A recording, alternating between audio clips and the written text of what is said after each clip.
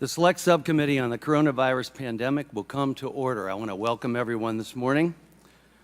Pursuant to Committee on Oversight and Accountability Rule 7D, members of the committee may participate in today's Select Subcommittee hearing for purposes of questions. At the discretion of the chair and pursuant to an agreement with the Committee on Energy and Commerce, the chairman and ranking member of the Committee on Energy and Commerce, Subcommittee on Oversight and Investigations, Mr. Morgan Griffith and Ms. Kathy Castor are permitted to participate in today's hearings for the purposes of questions and give 3-minute opening statements. Without objection, pursuant to Clause 4A, 3A of House Resolution 5 and Clause 2J, 2C of House Rule 11, the chair may recognize staff of the Select Subcommittee for questions for equal periods of time not to exceed 30 minutes. Pursuant to Rule 7D of the Committee on Oversight and Accountability, Mr. Jordan and Mr. Moskowitz, members of the full committee, may participate in today's hearing for the purposes of questions. I would like to remind members that the issues we are debating today are important ones and members feel deeply about. While vigorous disagreement is part of the legislative process, members are reminded that we must adhere to established standards of decorum in debate. There is a reminder that it is a violation of House rules and the rules of this committee to engage in personalities regarding other members or to question the motives of a colleague. Remarks of that type are not permitted by the rules and are not in keeping with the best traditions of our committee. The chair will enforce these rules of decorum at all times and urges all members to be mindful of their remarks. Finally, without objection, the chair may declare a recess at any time.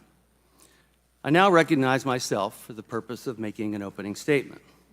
Good morning and welcome, Dr. Fauci. First, I want to thank you for your decades of public service. You served your country through multiple epidemics, pandemics, and health crises. I do want to say I'm sorry about the threats that you have received. As someone who's been shot at and received threats as well, my heart goes out to you. This should never happen in America. Regardless of any disagreements we may have, you chose to serve, and I want to extend our appreciation and gratitude. I want to thank you publicly for working with our Doctors Caucus during Operation Warp Speed and the time you spent with us and Dr. Collins. I also want to thank you for your willing cooperation with the Select Subcommittee. You have voluntarily sat for more than 14 hours of testimony and are appearing voluntarily today.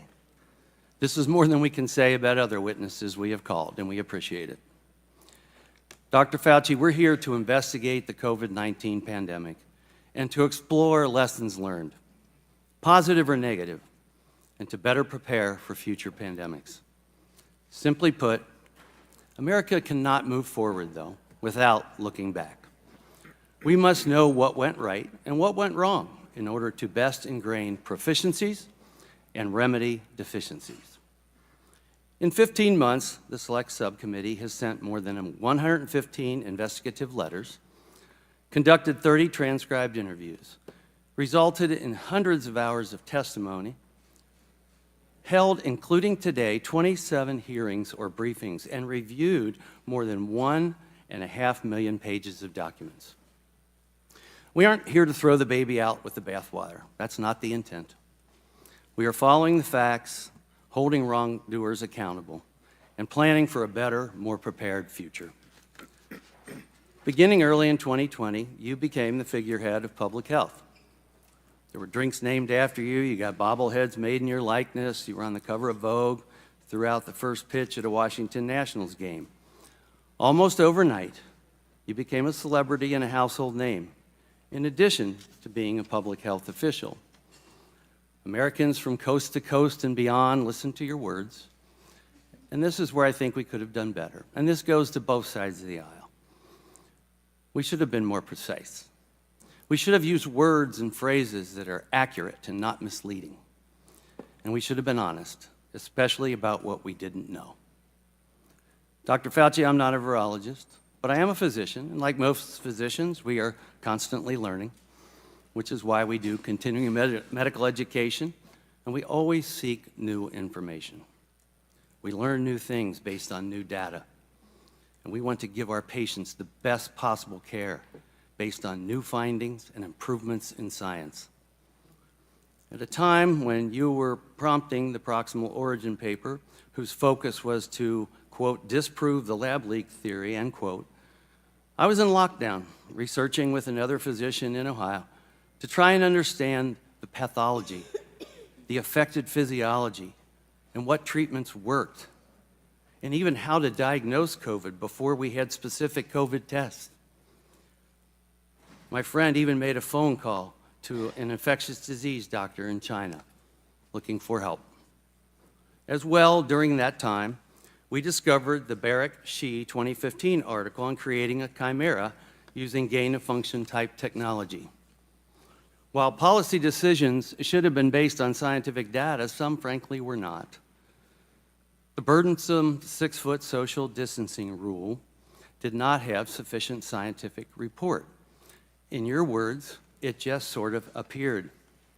Distancing made sense, but the 6 feet was arbitrary.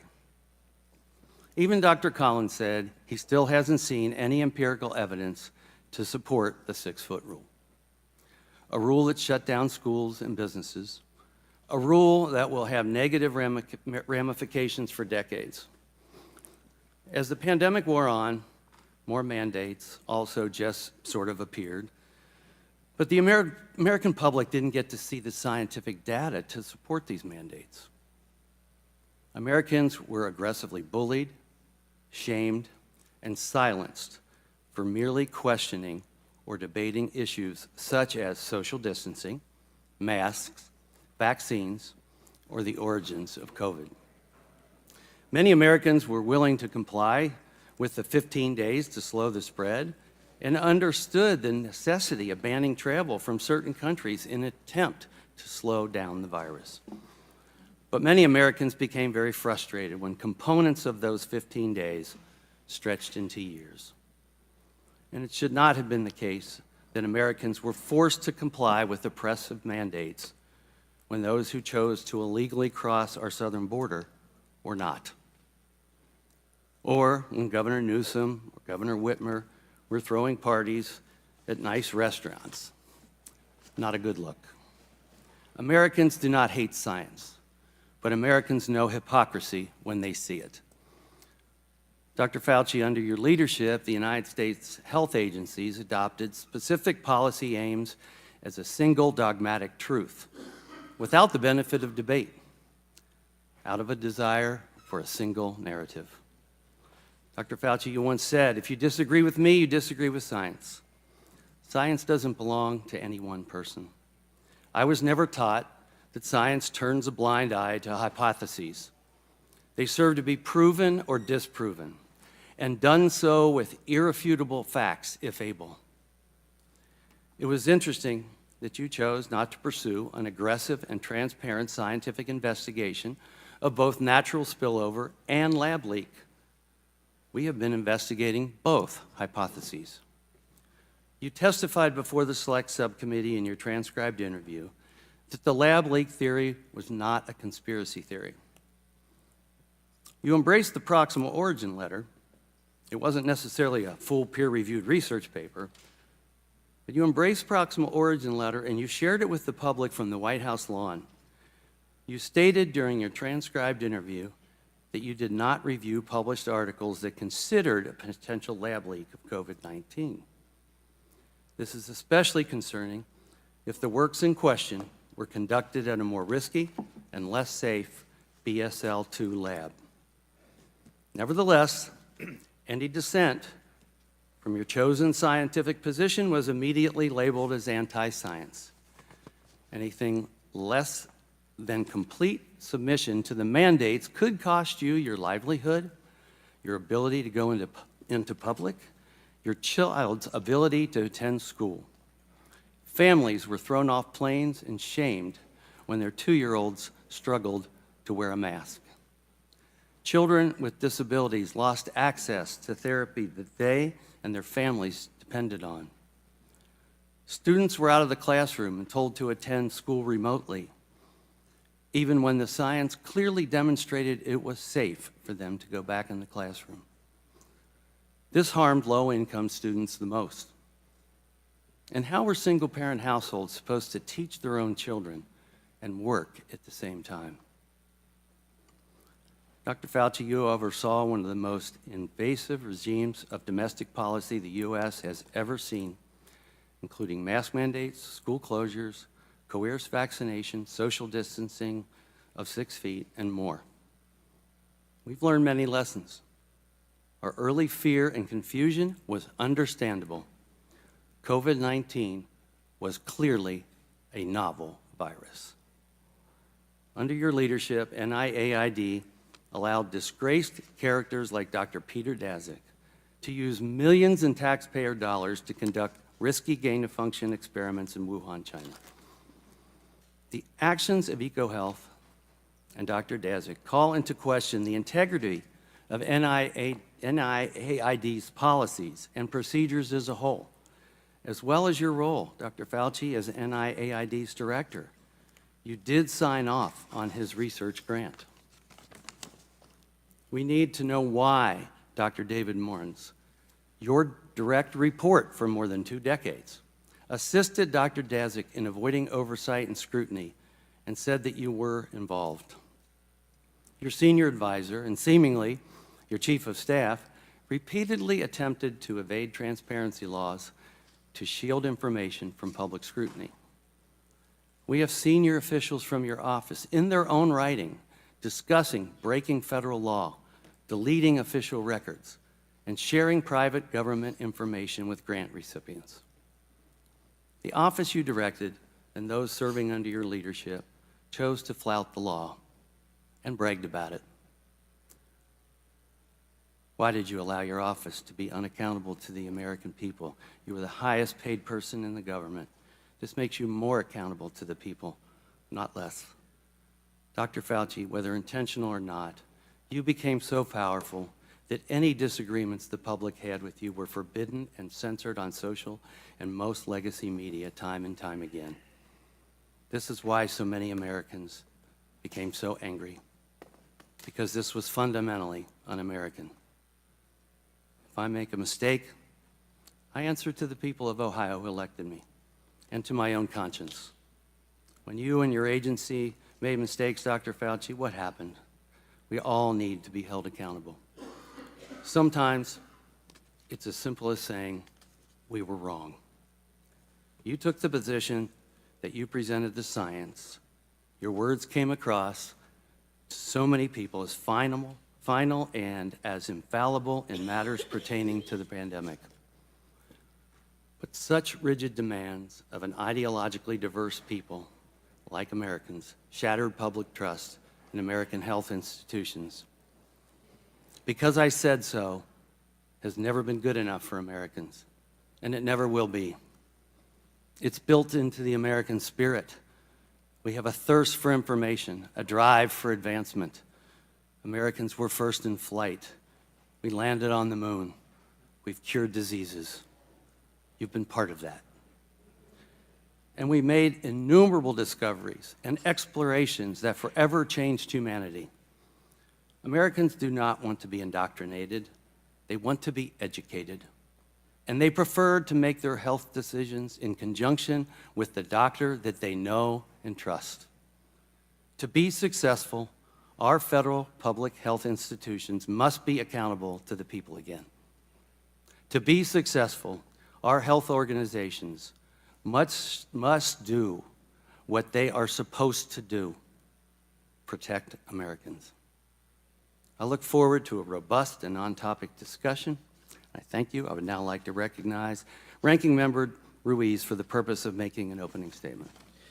Thank you, Mr. Chairman. Hello, Dr. Fauci, and thank you for being here. When I was named ranking member of the Select Subcommittee last February, I made a commitment to follow the facts and objectively analyzing the origins of the COVID-19 pandemic. I made a promise to keep an open mind about how the pandemic started because understanding whether the novel coronavirus emerged from a lab or from nature is essential to better preventing and preparing for future public health threats and to better protecting the American people. And as the origins of the novel coronavirus still remain inconclusive, I stand by these commitments to this day. But nearly a year and a half into House Republicans' extreme and chaotic majority, I believe we need to take stock of what the Select Subcommittee has accomplished and whether it has meaningfully improved our preparedness for the next public health threat in our nation. Under the guise of investigating the pandemic's origins, House Republicans have abdicated their responsibility to objectively examine how COVID-19 came to be and instead weaponized concern about a lab-related origin to fuel sentiment against our nation's scientists and public health officials for partisan gain. They have done so with one particular public health official in mind, Dr. Anthony Fauci. And they have done so in an effort to deflect blame and anguish for the damage the pandemic inflicted on our society away from the former president, whose stumbling pandemic response, by some estimates, led to 400,000 unnecessary COVID-19 deaths, and on to Dr. Fauci, who worked tirelessly to stem the crisis. Over the past 15 months, the Select Subcommittee has pored over more than 425,000 pages of documents provided to us by government agencies, universities, and private citizens. We have conducted more than 100 hours of closed-door interviews with 20 current and former federal officials and scientists. And what we have found is the following.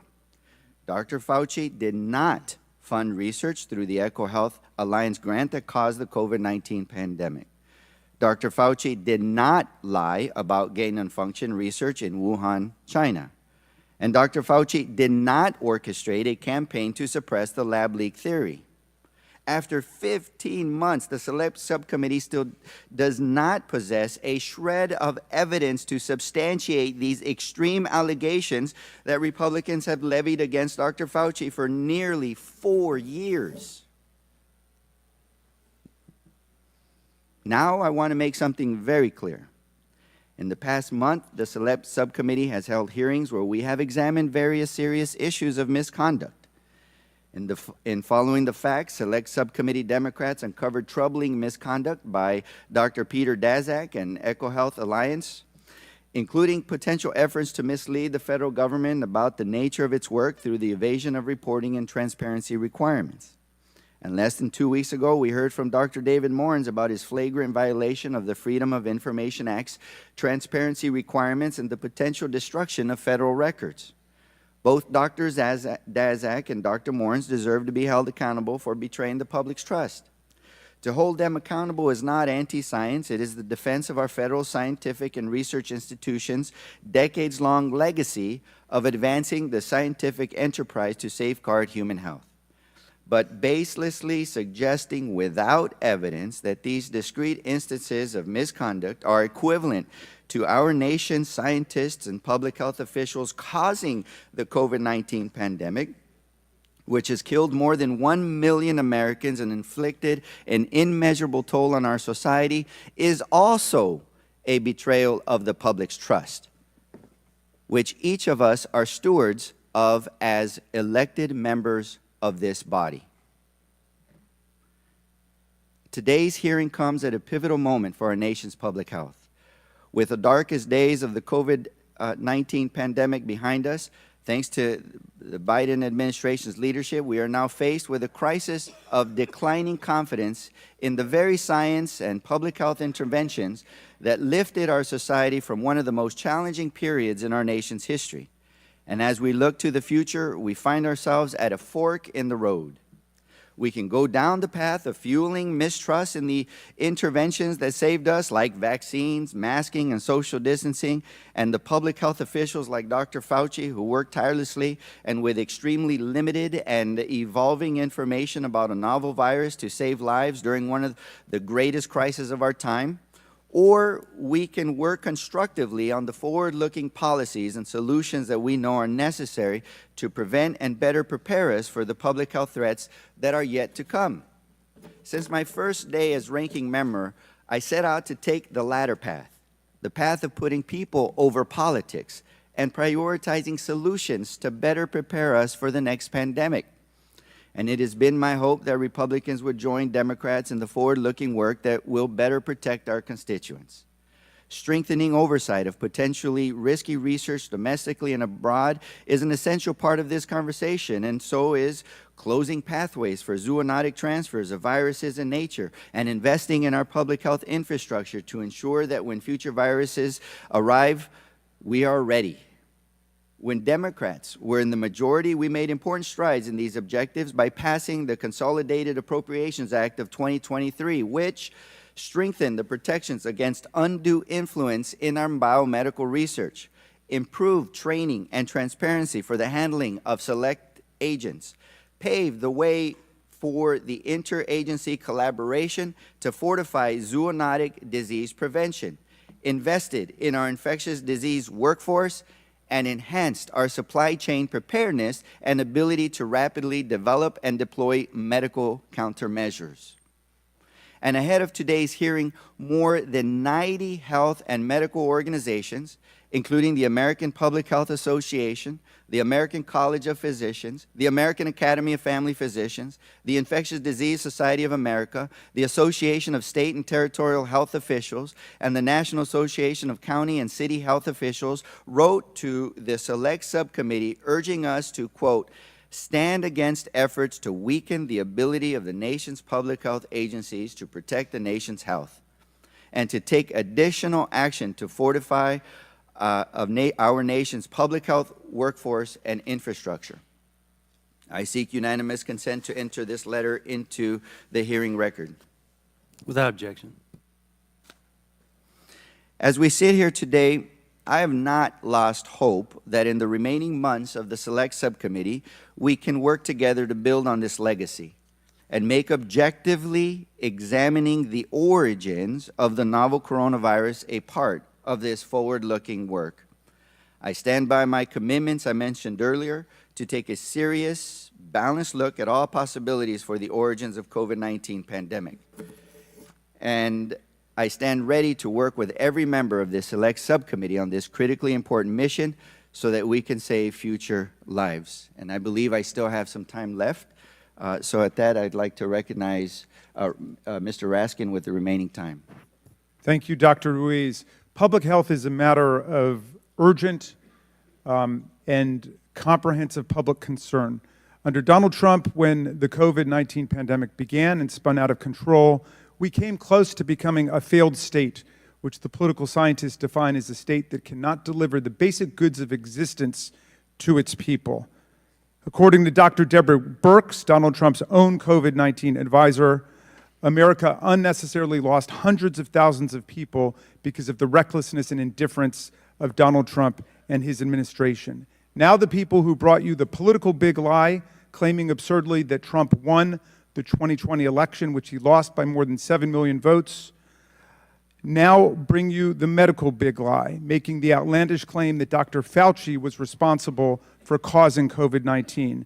Using the Select Subcommittee as a platform for this disinformation, House Republicans now find themselves in the familiar position where their own investigation debunks their runaway political rhetoric. Just like the broader committee's impeachment drive proved only that there were no presidential crimes, much less high crimes and misdemeanors attributable to Joe Biden, the investigation of Dr. Fauci shows he is an honorable public servant who has devoted his entire career to the public health and the public interest, and he is not a comic book supervillain. He did not fund research to create the COVID-19 pandemic. He did not lie to Congress about gain-of-function research in Wuhan. And he did not organize a lab leak suppression campaign. Today, Dr. Fauci's testimony, along with the thousands of pages of documents and dozens of closed-door testimony provided to House Republicans as part of the COVID origins investigation, will dispel these hysterical claims and reveal that the people bowing down to a twice-impeached convicted felon who told Americans to inject themselves with bleach now want you to believe not only a big political lie, but a big medical lie, too. I hope that this committee will be able to correct all of the propaganda and disinformation today, and we will be able to actually return to what the good ranking member has said, which is an authentic investigation of the origins of the pandemic. And I will yield back to the gentleman. And I yield back. I now recognize Mr. Griffith for a 3-minute statement. Good morning. I want to again thank the leadership of this committee for including the Energy and Commerce Committee in this hearing. Dr. Fauci, the recent revelations that Dr. Morenz, a senior advisor, and your Chief of Staff, Greg Folkers, routinely evaded federal records laws, including the Freedom of Information Act, or FOIA, and those were a shock. That was a shock. I've been doing oversight now for over 14 years, or right at 14 years, and the scale of the effort to evade FOIA by some at the National Institute of Allergy and Infectious Diseases, or NIAID, has surprised even me. These men were among your most senior and trusted staff at an agency you led for nearly 40 years. They worked for you for decades. Your calendars show that you met with them multiple times a week during the pandemic. You co-authored dozens of papers with Dr. Morenz. He directly implicates you. Even the head of the NIAID FOIA office was apparently in on some of this conspiracy. And I know my colleagues on the other side love to say we're always talking conspiracy, but when the facts lead you there, whether you knew about it or not, when the facts lead you that your agency was involved in some form of a conspiracy related to COVID origins, we have to follow those facts. It is hard to believe that all of this occurred without your knowledge and or approval. In civil law, when one party has destroyed or refuses to produce evidence that's within its possession, a jury is allowed to draw an adverse inference that the information destroyed or not produced was unfavorable. Therefore, until we get a full accounting of all of the communications among NIAID's leadership, it's reasonable for us to assume that missing information would mirror the private doubts expressed by so many virologists and other scientists related to your public positions. While telling the public, the media, and Congress that COVID-19 almost certainly emerged from nature, experts you convened as a team privately worried that a research-related incident was a possible, if not the probable, origin of the virus. Dr. Christian Anderson even said in February of 2020, quote, "I think the main thing still in my mind is that the lab escape version of this is so friggin' likely to have happened because they were already doing this type of work and molecular data is fully consistent with that scenario." Further, while you and other NIAID officials were assuring us that the virus could not have come from the Wuhan Institute of Virology, NIAID didn't actually have an idea as to what the full scope of Wuhan's coronavirus research was, or even the trajectory of its gain-of-function research. Now, that may be because EcoHealth wasn't giving you the reports. I grant that. But this joint investigation has shown just how little oversight NIAID does of risky experiments involving potential pandemic pathogens. NIAID set up a system designed to greenlight potentially risky experiments while avoiding HHS department-level review. The same program officers who act as advocates for their scientific area are responsible for assessing whether an experiment is too dangerous. That creates a conflict of interest. I think that means that when an agency is taking the final approval, we ought to take that final approval away from the agencies like NIAID that fund it. Thank you, Mr. Chairman. I yield back. I now recognize Ms. Castor for a 3-minute statement, and I will oblige you an extra 30 seconds as well. Well, thank you, Dr. Fauci, for your appearance today and for your decades of service to our country. During your 39 years at the helm of America's leading health research institute, the National Institute of Allergy and Infectious Diseases, you tackled some of the most serious health threats, including AIDS, Zika, Ebola, SARS-CoV-1, and COVID-19. Your leadership and service to Republican and Democratic administrations and all Americans saved countless lives and resources. We owe you a debt of gratitude. While the evidence to date points to COVID-19 having originated from an animal market in China, the Chinese Communist Party has blocked access to important information that could help confirm the origin of the virus. This committee should be doing more to fight for those answers, but instead has wasted significant time and taxpayer money fueling conspiracy theories, and ignoring the importance of preparing for the next deadly pandemic. Some GOP members falsely claimed you secretly broke into CIA headquarters and coerced analysts. Others claimed that you committed crimes. America's adversaries like China, Russia, and Iran love it when Americans are divided and distracted. It provided fertile ground for the spread of misinformation about COVID-19 by our adversaries. And unfortunately, fringe far-right conspiracy theories have permeated even mainstream media outlets, and some Republican members of Congress have played along. I regret that many of the conspiracies have smeared you, Dr. Fauci, as you and our top scientists did everything to keep Americans safe during the deadly days of COVID-19. Over 1.1 million Americans lost their lives to COVID-19, and today it's still more deadly than the flu. As we learned from Zika and Ebola, the ways viruses are transmitted are not obvious at first, and the development of treatments and vaccines takes time. What you and your team did to speed the development of the safe and effective COVID-19 vaccine was remarkable. That fast timeline was only possible due to years of federal investment in the National Institute of Health and support for medical research in the United States. So one of the lessons learned from the pandemic is the need to continue to invest in medical health research in the U.S. for cancer, for heart disease, for diabetes, but also to prepare for the next pandemic. We must learn from the past so that we can keep Americans safe. That's why Democrats have worked hard to update America's pandemic preparedness law, the Pandemic and All Hazards Preparedness Act, to shore up public health and make us more prepared to tackle the next pandemic threat. It's not too late for Republicans to join us and turn the least productive Congress in modern history into one where we are all focused on solutions for the American people to make our country safer and stronger.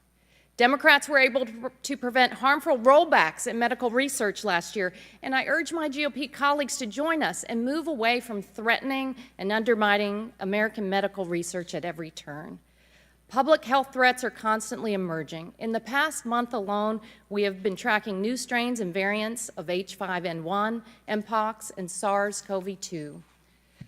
Dr. Fauci, I'm sorry for the personal attacks you have received and may have to deal with today. But while you are here, I want you to know that the vast majority of Americans appreciate your work over the years. I look forward to continuing to learn from you, to learn everything possible about how we can take the pandemic lessons learned and put them to use to help keep our communities safe and healthy. Thank you, and I yield back my time. Thank you. Our witness today is Dr. Anthony Fauci. Dr. Fauci was the director of the National Institute of Allergy and Infectious Diseases from 1984 to 2022 and chief medical advisor to President Joe Biden from 2021 to 2022. Pursuant to Committee on Oversight and Accountability Rule 9G, the witness will please stand and raise his right hand.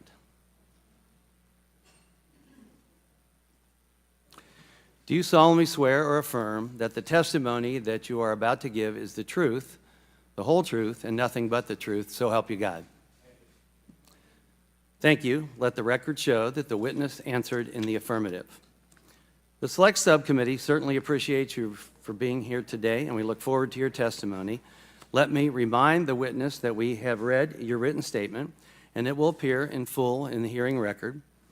As requested, please limit your oral statement to 6 minutes. As a reminder, please press the button on the microphone in front of you so that it is on and the members can hear you. When you begin to speak, the light in front of you will turn green. After 5 minutes, the light will turn yellow, and when the red light comes on, your 6 minutes has expired, and we would ask that you please wrap up. I now recognize Dr. Fauci to give an opening statement. Mr. Chairman, Ranking Member Ruiz, members of the subcommittee, thank you for this opportunity to testify. Prior to my retirement from federal service in December 2022, I had been at the NIH for 54 years and director of NIAID for more than 38 years. In those posts, I was deeply involved in the scientific and public health response to several infectious diseases outbreaks, including HIV/AIDS, pandemic flu, Ebola, and Zika. And so, under my leadership, we were well positioned to respond to COVID-19.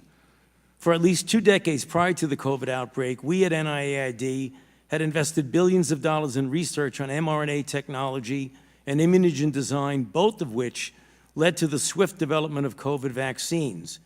Less than 11 months after the identification of this new virus, safe and highly effective vaccines were widely available, an unprecedented accomplishment in the history of vaccinology that saved tens of millions of lives worldwide. I will now use my remaining time to directly address certain issues that have been seriously distorted concerning me. The first issue concerns my actions regarding the possibility that SARS-CoV-2 might have resulted from a lab leak. On January 31st, 2020, I was informed through phone calls with Jeremy Farrar, then director of the Wellcome Trust in the UK, and then with Christian Anderson, a highly regarded scientist at Scripps Research Institute, that they and Eddie Holmes, a world-class evolutionary biologist from Australia, were concerned that the genomic sequence of SARS-CoV-2 suggested that the virus could have been manipulated in a lab. I participated in a conference call the next day with about a dozen international virologists to discuss this possibility versus a spillover from an animal reservoir. The discussion was lively, with arguments for both possibilities. 2 participants have testified before this subcommittee that I did not try to steer the discussion in any direction. It was decided that several participants would more carefully examine the genomic sequence.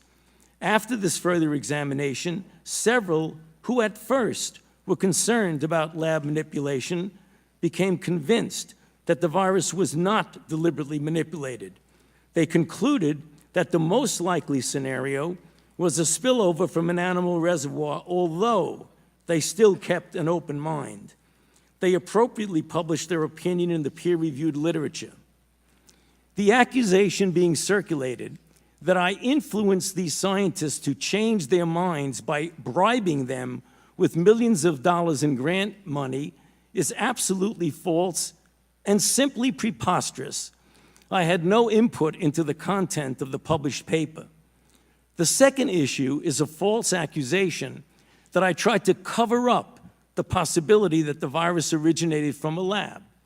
In fact, the truth is exactly the opposite. I now quote from an email that I sent to Professor Farrar on February 1, 2020, quote, "Jeremy, I just got off the phone with Christian Anderson, and he related to me his concern about the furin site mutation in the spike protein of the virus. I told him that as soon as possible, he and Eddie Holmes should get a group of evolutionary biologists together to carefully examine the data to determine if his concerns are validated, and they should report it to the appropriate authorities. I would imagine that in the USA, this would be the FBI, and in the UK, it would be MI5. In the meantime, I will alert my U.S. government official colleagues of my conversation with you and Christian and determine what further investigation they recommend. Let us stay in touch. Best regards, Tony," unquote. It is inconceivable that anyone who reads this email could conclude that I was trying to cover up the possibility of a lab leak. I have always kept an open mind to the different possibilities.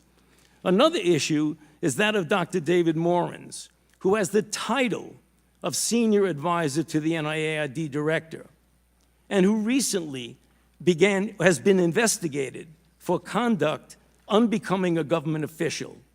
Naturally, given his title, a connection is made to me. With respect to his recent testimony before this subcommittee, I knew nothing of Dr. Morans' actions regarding Dr. Daszak, EcoHealth, or his emails. It is important to point out for the record that despite his title, and even though he was helpful to me in writing scientific papers, Dr. Morens was not an advisor to me on institute policy or other substantive issues. At NIAID, we had weekly executive committee meetings of the institute leadership and daily morning meetings of my immediate staff. And to the best of my recollection, he attended neither of these. Furthermore, his office is located in a different building from that of the NIAID director. Finally, in a majority staff memorandum of May 22nd, 2024, there is a statement, quote, Dr. Fauci may have conducted official business via personal email, unquote.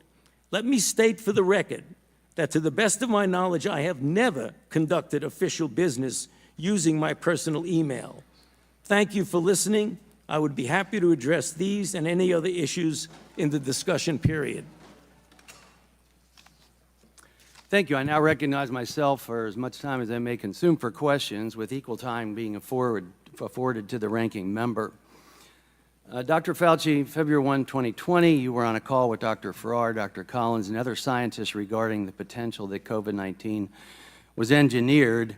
Was CDC Director Redfield on that call? No, he was not. Okay. Dr. Fauci, you've said that you had to rely on virologists and evolutionary biologists regarding origins because you're not an expert. Is Dr. Redfield a virologist? I believe he is. Yeah. He is. Prior to the pandemic, NIAID awarded at least 3 grants via the New York Blood Center to Dr. Zhao Yusen. Are you aware of these? I'm sorry, to Dr. Yusen Zhao? Are you aware of those grants? Hudson? Dr. Yusen Zhao. Your microphone is not on, Doctor. Your microphone is not on. I'm not familiar with that name. Okay. Well, NIAID awarded at least 3 grants via the New York Blood Center to that scientist. He was a high-ranking Chinese PLA official and director of a lab at the Chinese Academy of Military Medical Sciences. Does it concern you if U.S. taxpayer dollars are funding someone like this? Grants that are submitted to the NIAID go through a very Does extensive... it concern you? I'm not talking about the process Well, right I don't now. know Does it anything concern you that that U.S. taxpayer dollars would be going to someone who's a high-ranking Chinese PLA official? Yes or no? I would have to know more about that, Mr. Chairman, Okay. because I don't even Well, know it the concerns person me. you're talking about. Are you or were you ever aware that the U.S. State Department in 2005 issued warnings that the Chinese government was working on the creation of bioweapons? I was not aware of that. Thank you. Did you ever discuss the Chinese bioweapons program with anyone in the intelligence community? I've never discussed the Chinese bioweapons program, to my knowledge, with anybody. Before, during, or after the COVID-19 pandemic, did you speak to the FBI, CIA, DIA, or any U.S. intelligence agency concerning viral research of any kind? What time frame are you talking about, sir? I said before, during, or after the COVID-19 pandemic. Did you speak to the FBI, CIA, DIA, or any U.S. intelligence agency concerning viral research of any kind? I can't give you the specifics of it, but back in the time of the anthrax attacks, we certainly had a number of briefings of by agencies that were intelligence agencies. I don't remember who they were. It could have been any of the above that you mentioned, about the possibility that there were bioweapons that had fallen into the hands of bad actors, i.e. terrorists, that might have been used potentially as a bioterror attack. That was at a time when we had thought that the anthrax So attacks... I appreciate that. I appreciate your expertise in that. Well, that's the answer. But did you at any time talk to concerning viral research of any kind? Again, I say that at the time that there was concern about the fact that Al-Qaeda may have been using or potentially using bioweapons, we had discussions with intelligence agencies about that possibility. But not as related to, say, COVID-19. Not to my knowledge about COVID. Now, but let me just make sure we get the facts. After the investigations began about COVID, I was briefed by intelligence agencies about possibilities of there being activities going on in different laboratories. I was briefed by intelligence agencies. Thank you. Science is always open to debate, and it's a benefit. The science supported restricting travel from certain countries at the beginning of the pandemic, and after these orders went into effect, the president was called racist and xenophobic. Dr. Fauci, you said in your transcribed interview that you supported those orders. Dr. Fauci, were those orders racist and xenophobic? No, they were not. Thank you. The vaccine saved millions of lives, and I want to thank you for your support and engagement on that. However, despite statements to the contrary, it did not stop transmission of the virus. Did the COVID vaccine stop transmission of the virus? That is a complicated issue because in the beginning, the first iteration of the vaccines did have an effect, not 100%, not a high effect. They did prevent infection and subsequently, obviously, transmission. However, it's important to point out something that we did not know early on that became evident as the months went by, is that the durability of protection against infection and hence transmission was relatively limited, whereas the duration of protection against severe disease, hospitalization, and deaths was more prolonged. We did not know that in the beginning. In the beginning, it was felt that, in fact, it did prevent infection and thus transmission, but that was proven as time went by to not be a durable effect. Yeah, it definitely had a positive effect for many people, especially those that were vulnerable. But we knew from the trials that people that got vaccinated still were subject to getting COVID. So was the COVID vaccine 100% effective? I don't believe any vaccine is 100% effective. I now recognize the ranking member, Dr. Reeves from California, for 5 minutes of questions. Thank you. Over the past year and a half, my colleagues on the other side of the aisle have relentlessly vilified Dr. Fauci under the guise of investigating the origins of the COVID-19 pandemic. But after reviewing nearly 500,000 pages of documents, conducting 20 closed-door interviews, and receiving testimony from nearly a dozen witnesses brought before this select subcommittee for public hearings, they have come up empty-handed for evidence of their extreme allegations that Dr. Fauci lied about gain-of-function research at the Wuhan Institute of Virology and caused the COVID-19 pandemic. So I'd like to address both of the Republican claims in turn. Throughout the majority's investigation, the Select Subcommittee has heard 3 definitions for gain-of-function research. Of the 3, Republicans have relied heavily on an overly broad definition that has no regulatory significance. Let me repeat that. No regulatory significance. In fact, their definition is so broad that it would include the manufacture of flu vaccines as gain of function. Because it is so broad, the National Institute of Health does not use that definition when assessing whether proposed research is or is not, quote unquote, gain of function research. For those assessments, NIH has instead appropriately used the definitions provided in regulations. And to be clear, the Select Subcommittee has been reminded by witnesses after witness that NIH at all times referred to regulations for the definition of gain-of-function research, and not to a nebulous, expansive definition with no legal bearing that is so broad it could apply to, again, the manufacturing of flu vaccines. Dr. Fauci, according to the regulatory definitions, for example, in P3CO, that NIH applied to proposed research, did NIH ever fund gain-of-function research in Wuhan, China?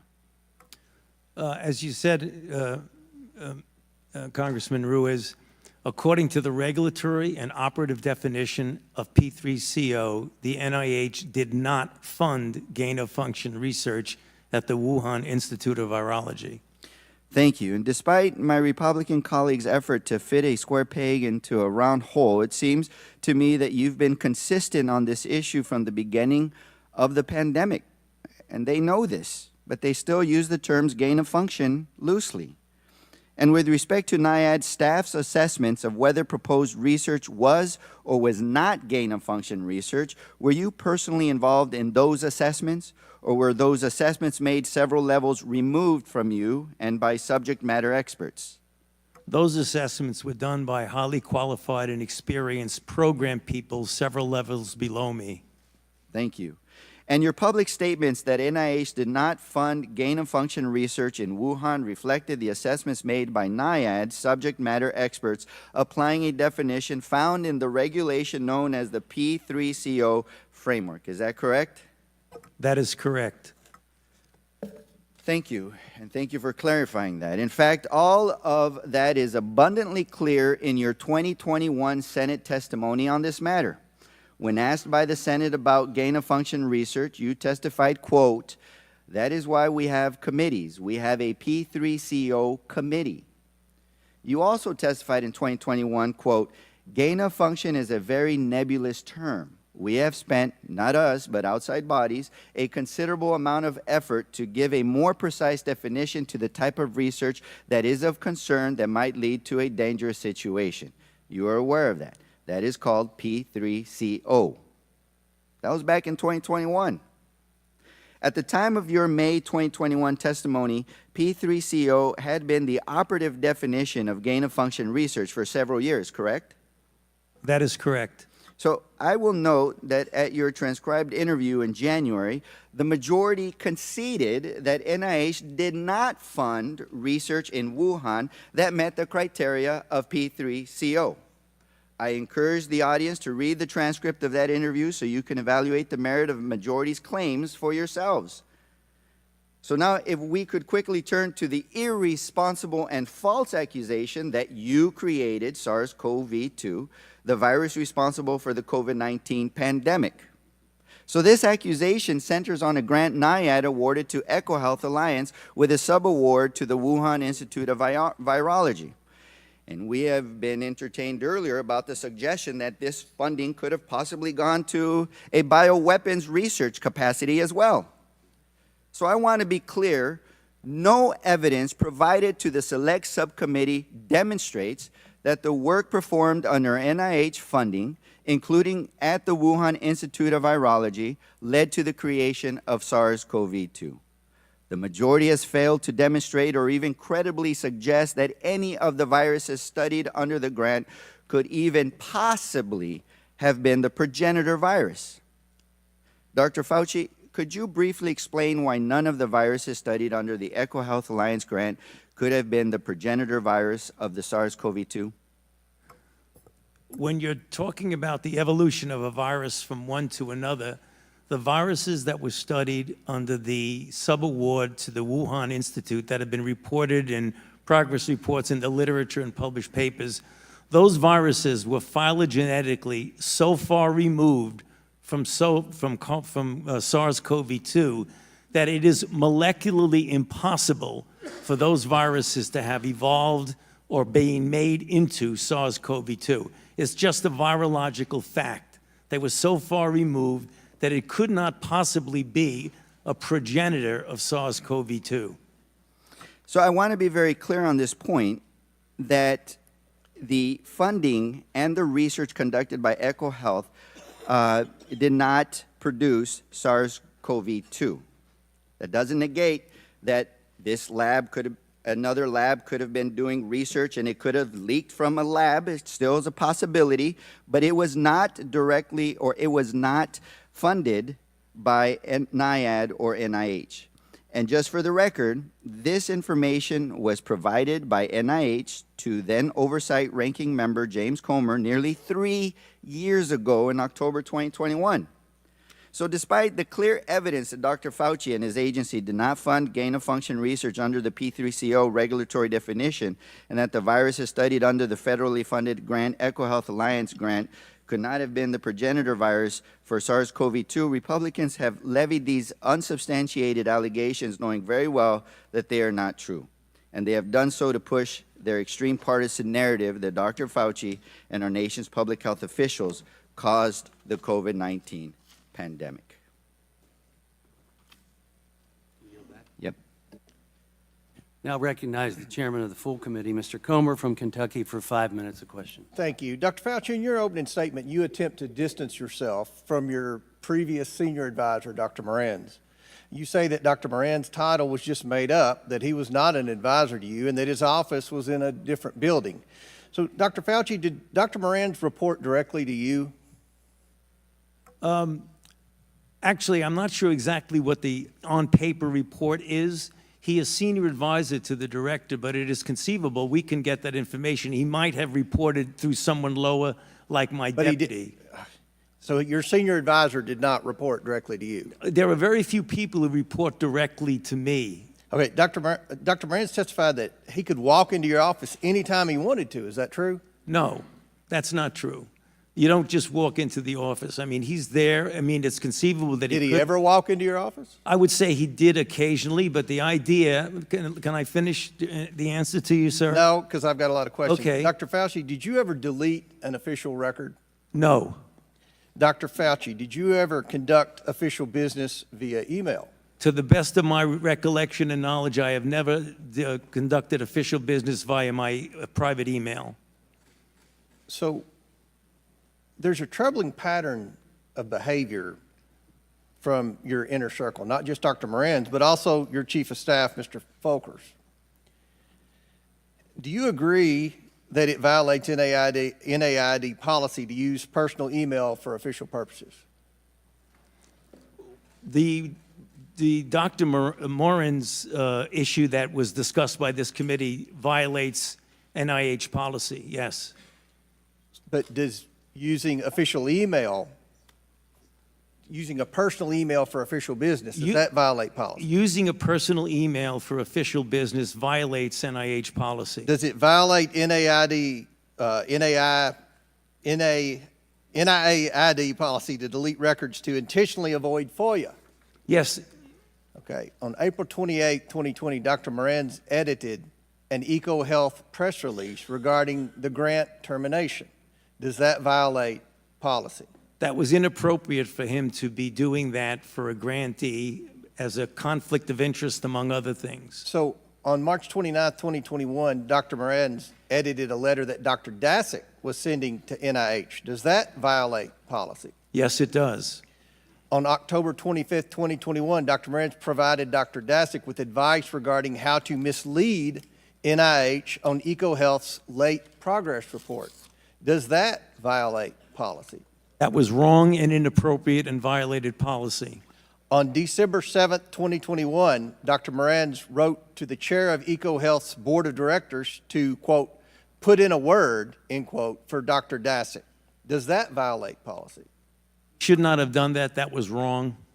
And that violates policy. Well, I'm not sure of a specific policy, but I imagine it does violate policy. He should not have been doing that. In addition to all those actions, Dr. Moran's wrote to Dr. Dasick, quote, Peter, from Tony's numerous recent comments to me, they are trying to protect you, end quote. Did you ever talk to Dr. Moran's about Dr. Dasick or EcoHealth Alliance? I can tell you, regarding what you said, I never spoke about protecting him.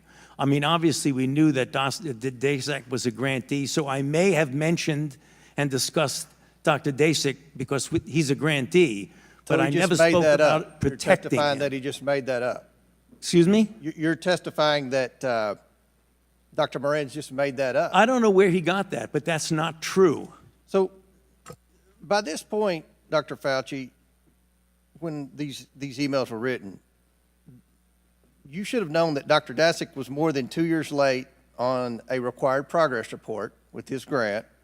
Dr. Dasick conducted an experiment that resulted in a novel virus showing excess growth, that Dr. Dasick failed to report that experiment, that Dr. Dasick was protecting the Wuhan lab and not sharing its lab notebooks, and that Dr. Dasick failed to disclose obvious conflicts of interest.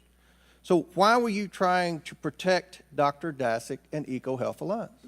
I repeat on the record, I have not tried to protect Dr. Dasick. And that's number one. Number two, you said something that's not true, because I did not know about the compliance issues until well after the fact, when I was being briefed for going to before a congressional committee.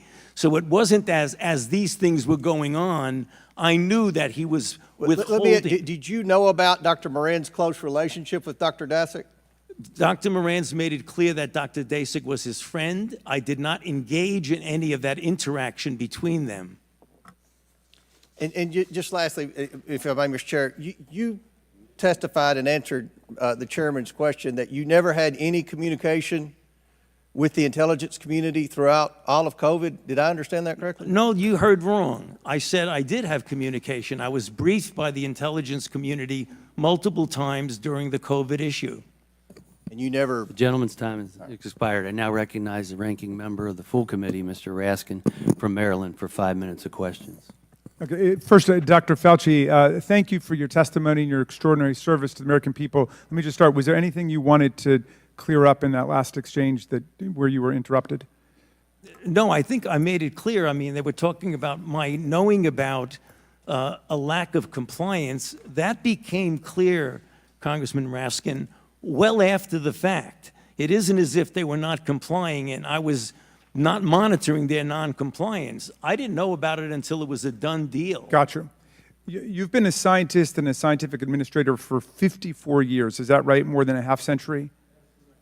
And Correct. You were director of the National Institute of Allergies and Infectious Diseases for more than 3 decades. Is that right? 38 plus years. 38 years, okay. And I assume that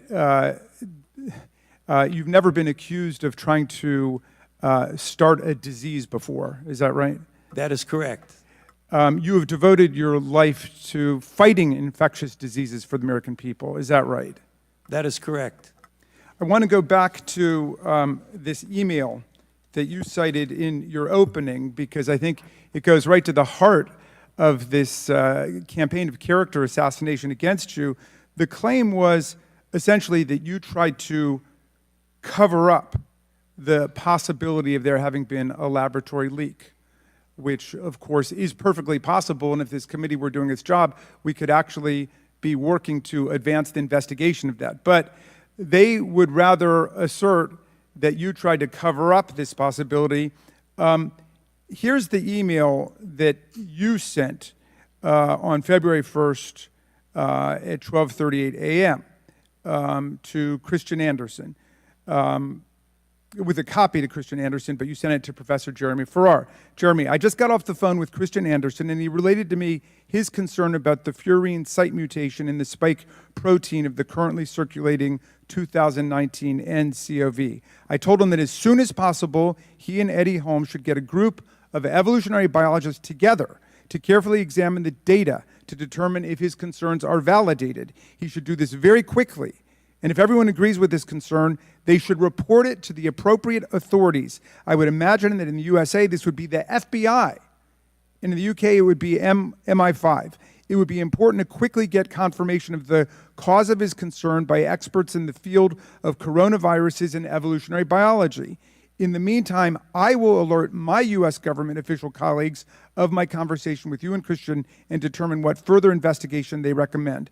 Let us stay in touch. Best regards, Tony.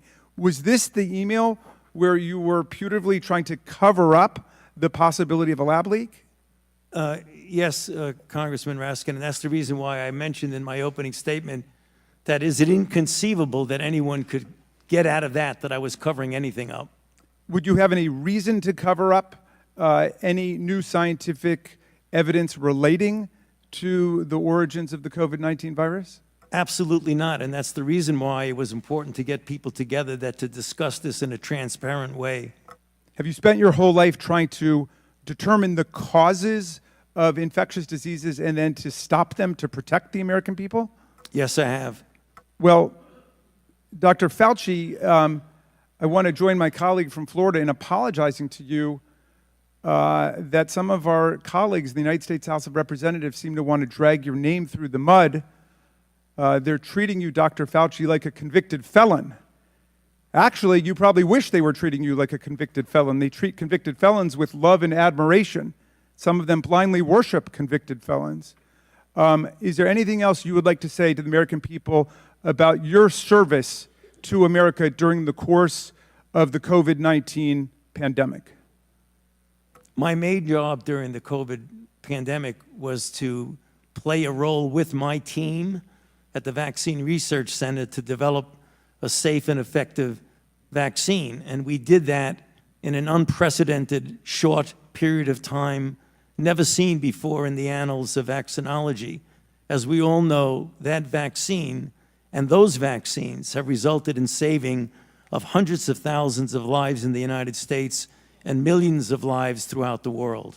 Well, you have fought AIDS and HIV. You have fought COVID-19, and you are fearless in doing so. Do you have any reason to be afraid of scientific evidence or data or the truth? Not at all. Thank you. I will yield back to you, Mr. Chairman. Now recognize Mr. Griffith from Virginia for 5 minutes of questions. Thank you, Mr. Chairman. Good to see you, Dr. Fauci. So take a deep breath, because my questions change sometimes based on things that happen in the hearing. And I want you to follow the bouncing ball with me. And there's no gotcha at the end of this. I'm just trying to figure this out. You told Dr. Ruiz in his questioning that it was absolutely impossible for any of the viruses that you all were funding, I get that, it was impossible for SARS-CoV-2 or SARS-CoV-2, known as COVID-19, to have come from any of the work that was being done at Wuhan. At the same time, you told Mr. Comer that you didn't know about the noncompliance by EcoHealth until after the fact and when the virus is already out there, however it got there. In light of the fact that part of that noncompliance was a report where we uncovered, and I believe that Dr. Daszak was untruthful to this committee in one of his reports to NIAID, and further, that in the 2 most sensitive years related to the humanized mice experiments, we never got lab notebooks from Wuhan Institute of Virology. Can you understand, following the bouncing ball, why some of us doubt that, not that you had some hand in it or that you knew about it, but that doubt that you can state with certainty that it was impossible because they might have been doing stuff you didn't know about? Isn't that true? Actually, it's not incompatible at all, Congressman, with what I said.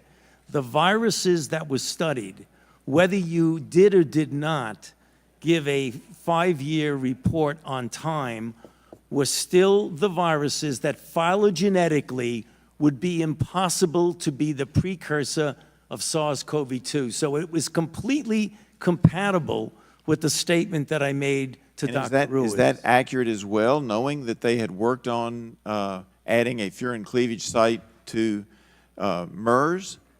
But, sir, there's a difference between the viruses that were funded by the NIH subaward versus anything else anybody else in China might be doing. Excellent. We were talking about, did the NIH... You were talking about what you funded. What we funded, and All right. That's the point. And that goes to my next question, because I thought you might go there, and I appreciate that. Right. Because in an off-the-record member-level briefing in February of 2022, I asked about the likelihood and nature of a SARS-related coronavirus to have a furin cleavage site, particularly since it takes the 12 nucleotide change in there to make it as viral as this was going on.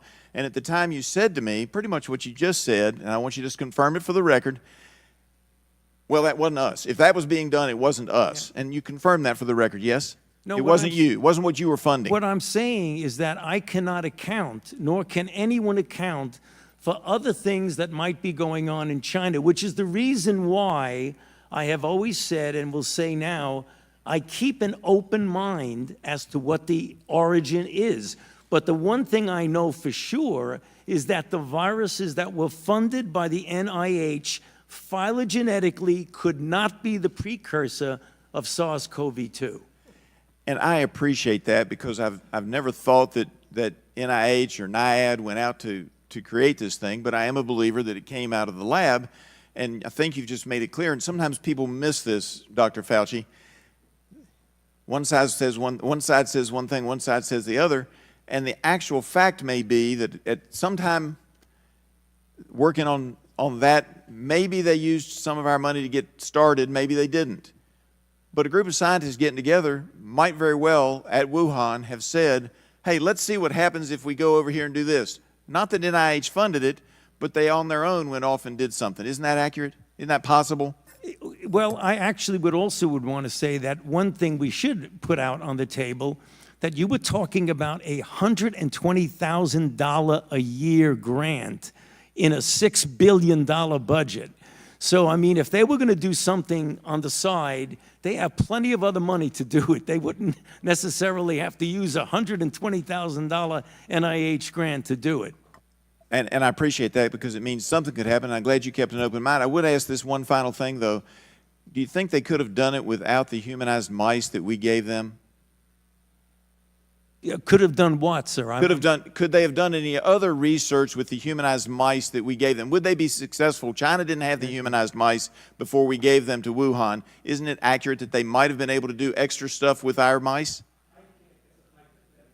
Sorry, sir. That's a hypothetical that I can't really answer what they could have. But you can't say it couldn't have happened either. I yield back. You want me to prove a negative?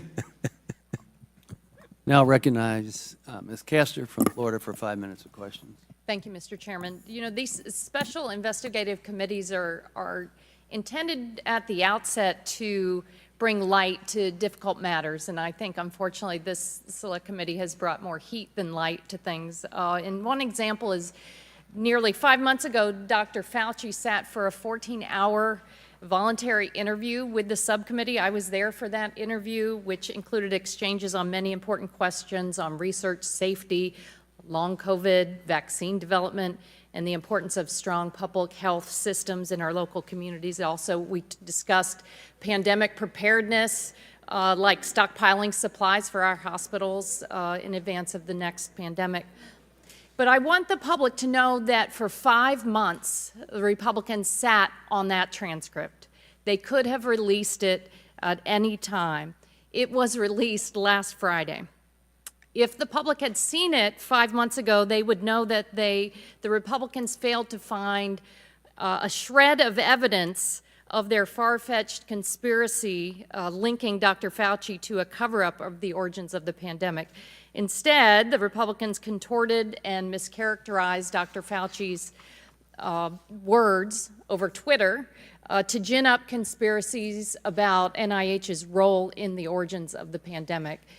In the lead up to this hearing, parts of that interview have again been cherry-picked and distorted in press releases and tweets. So, Dr. Fauci, I want to make sure that you have an opportunity to publicly clear anything up. Does anything come top of mind right off the bat in how they cherry-picked parts of your 14-hour transcript? I don't want to be casting stones at the distortions of what was said in that, but, you know, there were a couple of things that come to mind. You know, one I'm sure is going to come up later is the issue of the 6-foot distance, and I made the statement that it just appeared, and that got taken at like, I don't know what's going on, it just appeared. It actually came from the CDC. The CDC was responsible for those kinds of guidelines for schools, not me. So when I said that it just appeared, it appeared. Was there any science behind it? What I meant by no science behind it is that there wasn't a controlled trial that said compare 6 foot with 3 feet with 10 feet. So there wasn't that scientific evaluation of it. What I believe the CDC used for their reason to say 6 feet is that studies years ago showed that when you're dealing with droplets, which at the time that the CDC made that recommendation, it was felt that the transmission was primarily through droplet, not aerosol, which is incorrect because we know now aerosol does play a role. That's the reason why they did it. It had little to do with me since I didn't make the recommendation, and my saying there was no science behind it means there was no clinical trial that proved that. That's just one of the things that got a little distorted in the response to that. And I've learned and watched you over the years. I have to go back to the Zika outbreak, where we didn't know how exactly it was being transmitted, and at one point we weren't aware that some of it was sexually transmitted. That's an example of why, with these public health threats, that you learn unfortunately as we go along. Talk a little bit about the Zika health threat and how that we didn't know what was happening in the early days. Your microphone. All right. I'm glad you brought that up because it really is also reflective of what went on in the early months of COVID. When you're dealing with an outbreak that's a novel outbreak, the Zika outbreak that caused microcephaly was novel. We have never seen that before. COVID was novel. We'd never seen that before. When you're dealing with a new outbreak, things change. The scientific process collects the information that will allow you at that time to make a determination, a recommendation, or a guideline.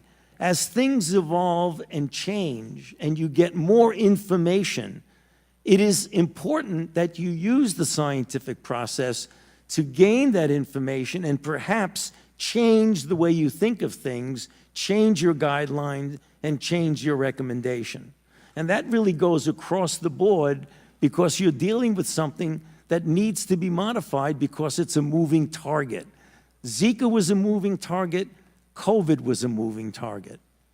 Well, thank you very much, and I want to thank the Democratic staff for your minority report, and if it's not already submitted for the record, I'd like to ask unanimous consent to offer into the record the Democratic staff report just completed. Republicans, Fauci flop. Select Committee's 15-month probe fails to find evidence of extreme claims linking Dr. Fauci to COVID-19's origins. And thank the staff. This is an outstanding report that folks should read. Thank you. Now recognize Ms. Maliotakis from New York for 5 minutes of questions. Thank you, Mr. Chairman. I think many of us in the committee are really disturbed by revelations to this committee that there were officials at NIH that deleted government records, they deleted they used personal emails to communicate and circumvent freedom of information laws. So I just had a couple questions about that. Dr. Fauci, did you delete any emails or records related to the Wuhan lab or the origins of the virus? No, I did not. Okay. Dr. Morins said in a May 2021 email, he indicated that he was connecting people to you in a, quote, secret back channel. Do you know what he was referring to? I don't have any idea what he's talking about. There is no back channel at NIAID. Okay, there is, he also said in another email that there is no worry about Freedom of Information Act. I can send stuff to Tony on his private email. Did you communicate with anyone relating to anything regarding NIH or with Dr. Morins on a private email? I do not do government business on my private email. Okay, so have you communicated with Dr. Morins via private email, even if it was not necessarily your definition of government business? It might have been because, as I mentioned in my opening statement, one of his functions is to write chapters, medical scientific chapters with me, so it is conceivable that I communicated with him on my private email when we were writing a chapter, and that was not official. What about Peter Daszak? No. Okay. I just want to clarify for the record, because today you testified that you did not suppress the lab leak theory, yet in the past you have said, quote, it is a distortion of reality, unquote. You've said, quote, I've heard these conspiracy theories, and like all conspiracy theories, they're just conspiracy theories. That's what you told the American people. And so would you like to clarify what science were you following then versus now? Yeah, no, I've also been very, very clear and said multiple times that I don't think the concept of there being a lab leak is inherently a conspiracy theory.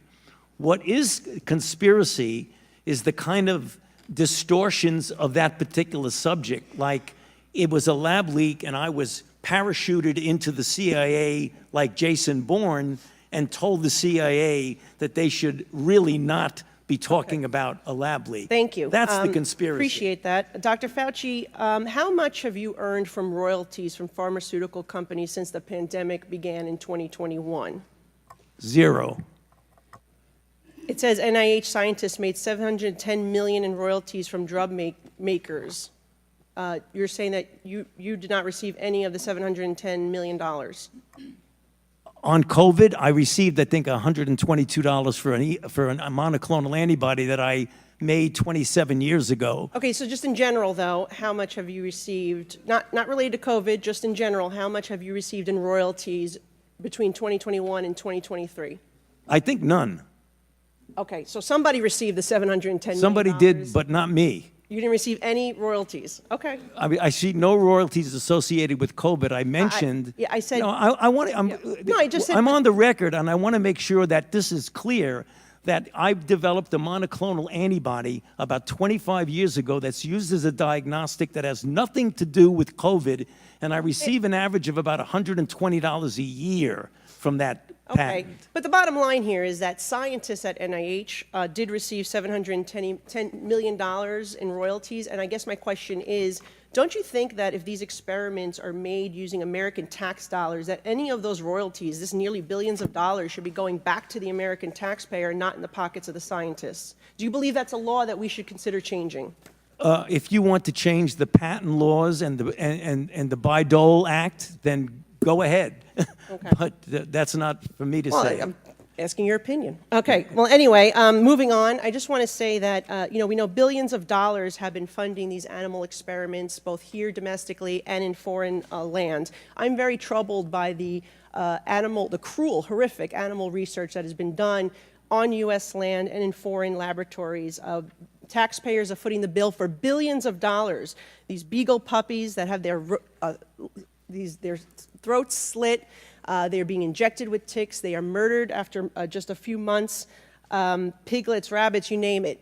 FDA is saying we no longer need to be testing human medications on animals, that there's other ways to achieve this.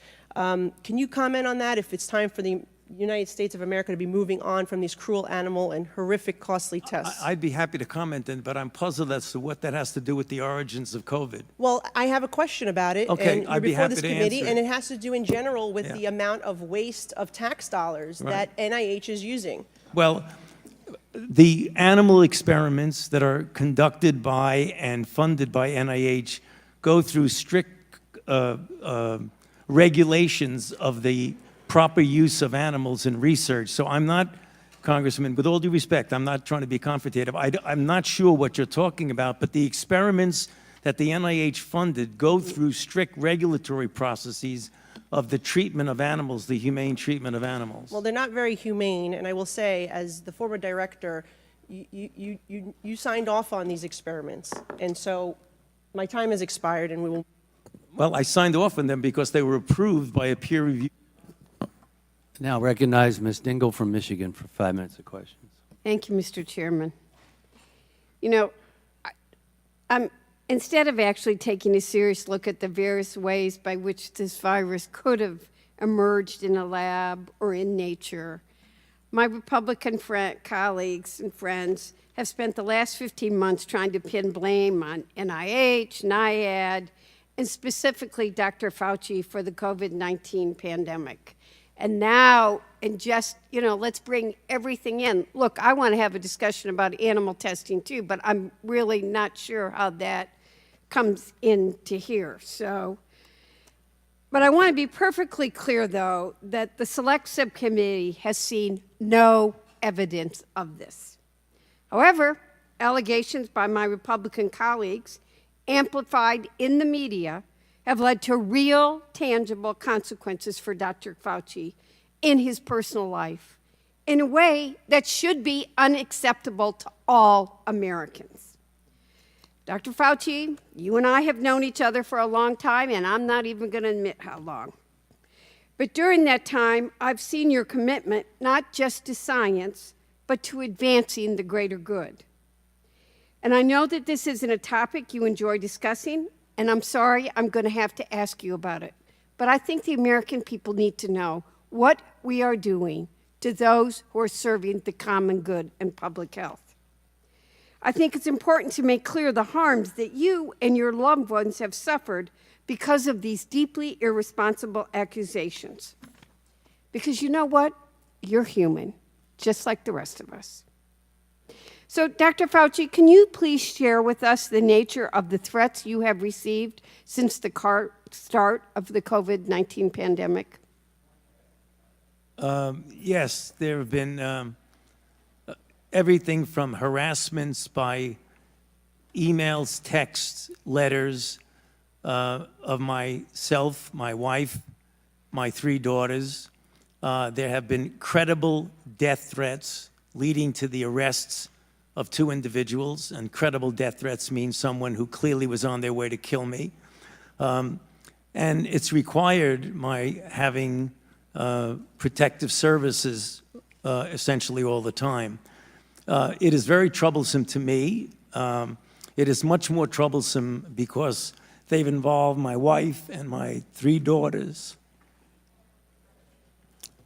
At these moments, how do you feel? Keep your mic on. Terrible. Do you continue to receive threats today? Yes, I do. Every time someone gets up and says I'm responsible for the death of people throughout the world, the death threats go up. It's unacceptable that you've been treated this way, especially after you've dedicated your life to science and research for the public interest. You deserve better. Every human being deserves better. And I'm afraid that the treatment you've received will also have far-reaching consequences for the future of science, particularly when done for the public good. Dr. Fauci, how do you think the threats towards you and other public health officials have received will impact bright young scholars thinking about going off into science or public service? Think as many people want to follow in your footsteps as they did when I first met you? You know, Congressman Dingell, I think this is a powerful disincentive for young people to want to go into public health and maybe even science and medicine in the public arena, because it's very clear that not only I, because I'm a very much of a public figure, but many of my colleagues who are less visible than I, whenever they speak up in defense of the kinds of things that we're trying to do to protect the American public, they too get threats. And when they see that their colleagues get threats, they say to themselves, I don't want to go there. Why should I get involved in that? And you have some potentially very good talent that would be important to maintain the integrity and the excellence of the public health enterprise in the United States. We're not getting the best people coming in because they're reluctant to put themselves and their family through what they see their colleagues being put through.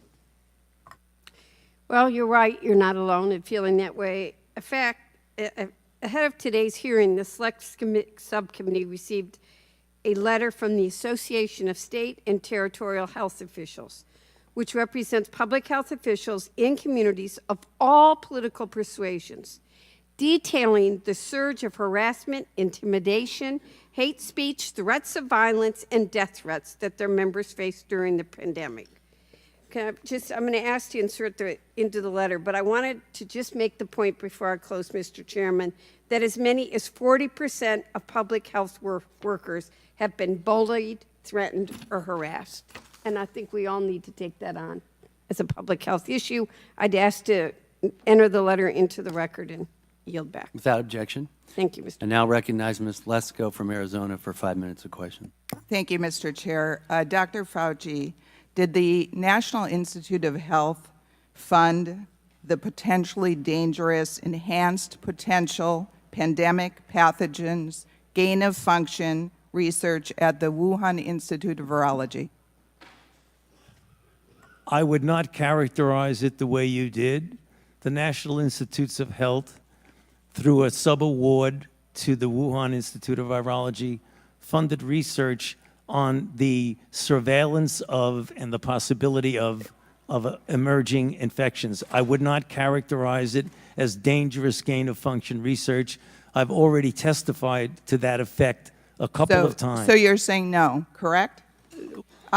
In his May 16, I'm saying no because I've said no multiple times, Thank including you. on the transcribed interview. In his May 16, 2024 testimony, the NIH Deputy Director Tabak said, and I quote, "I can tell you that the failure of the Wuhan Institute of Virology to provide us with the data that we requested and the lab notebooks that we requested certainly impeded our ability to understand what was really going on with the experiments that we have been discussing this morning."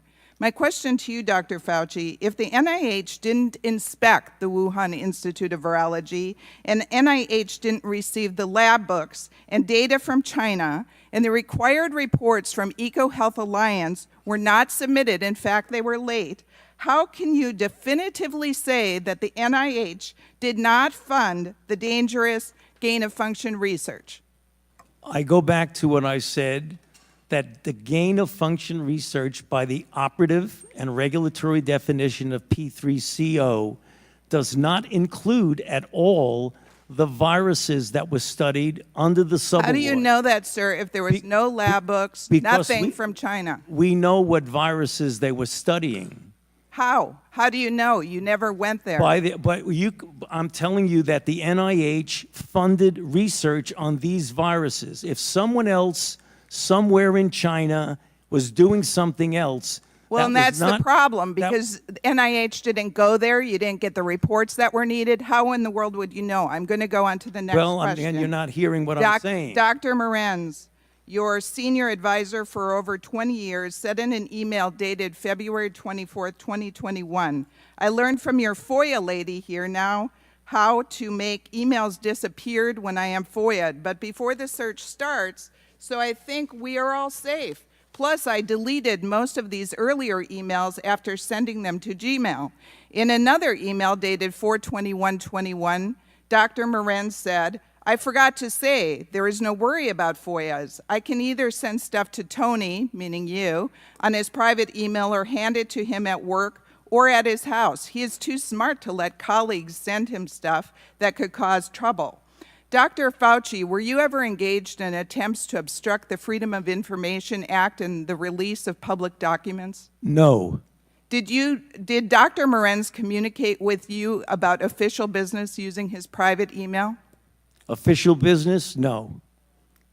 Did you ever encourage Dr. Morenz to use his private email address for official business? No. My next question, sir, is on February 1st, 2020, you, yourself, Dr. Fauci, the NIH Director Collins, and at least 11 other scientists were on a conference call to discuss the origins of COVID. A number of the scientists said that they were concerned that COVID was the result of a lab leak at the Wuhan Institute of Virology, and were concerned that a revelation of the lab leak theory would hurt their relationship with China. The CDC Director Redfield testified that he was not invited on this conference call, and he believes because he believed the lab leak theory was possible. 3 days later, on February 4th, 2020, 4 participants on the conference call authored a paper, Proximal Origin, which was sent to you for editing. Proximal Origin pushed the natural origin theory. On April 16, 2020, the NIH director, Dr. Collins, emailed you expressing dismay that the Nature Medicine article, which was based on proximal origin, didn't suppress the lab leak theory, and asked you for more public pressure to suppress the lab leak theory.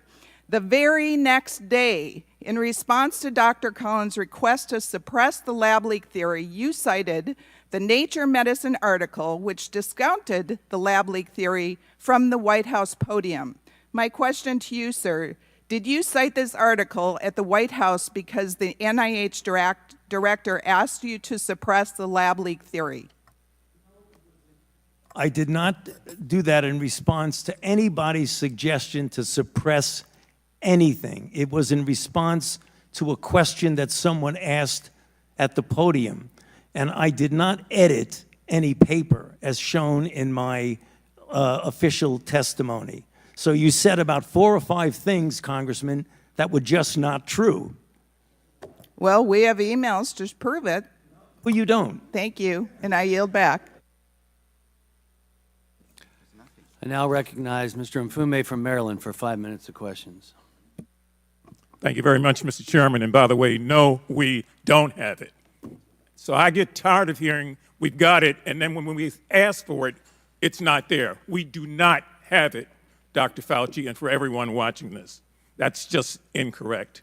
Now, let me just say a couple of things. If I sound a little outraged, just because, you know, we sit here and we watch one conspiracy theory after another get debunked.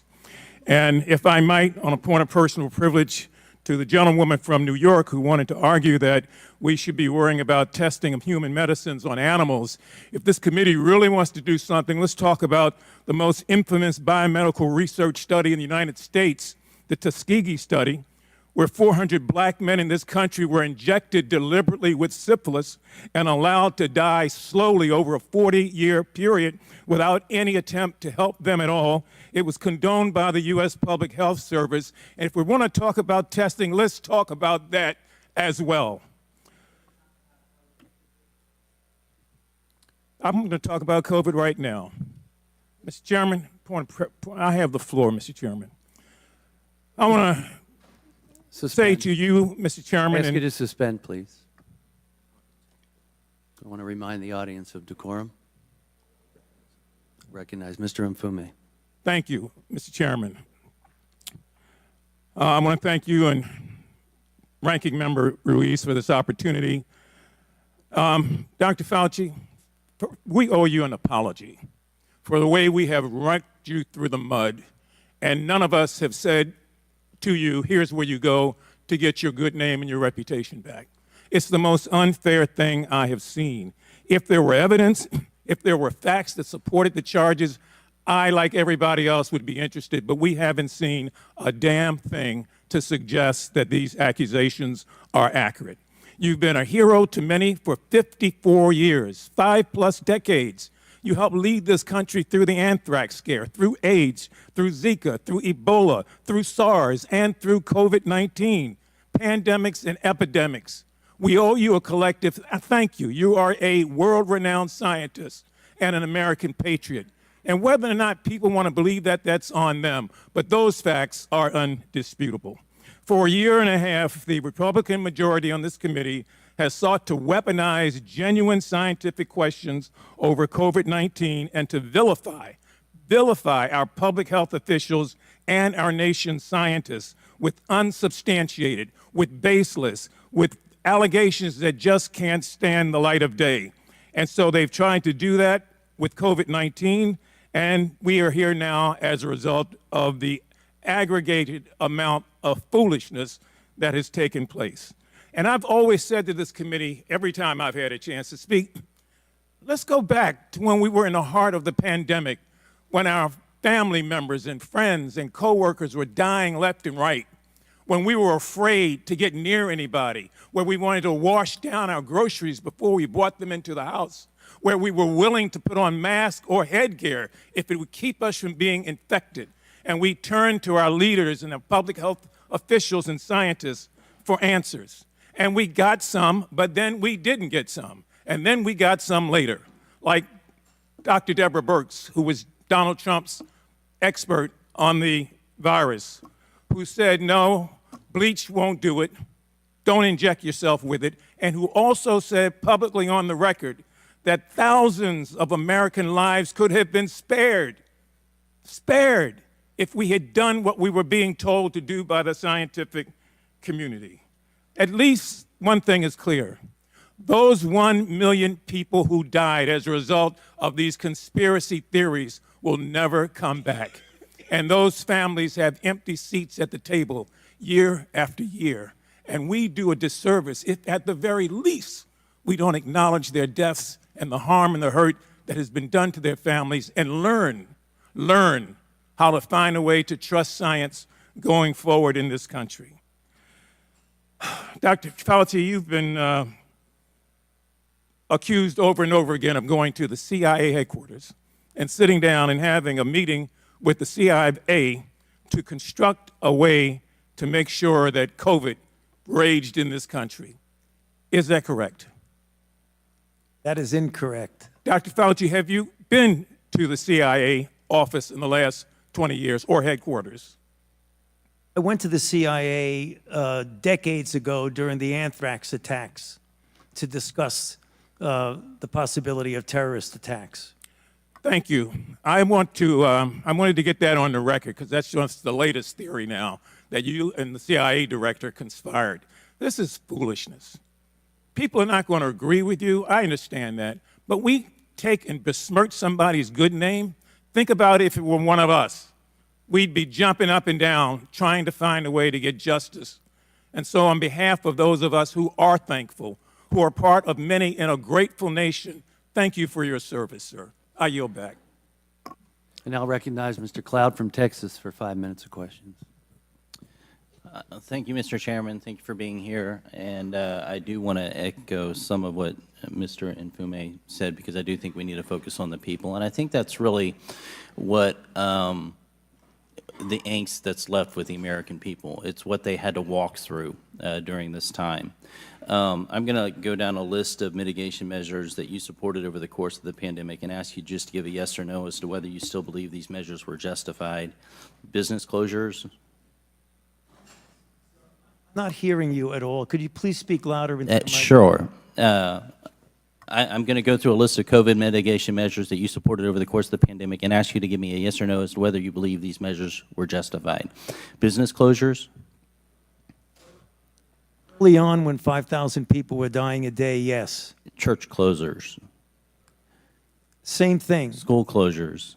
Again, Stay-at-home orders.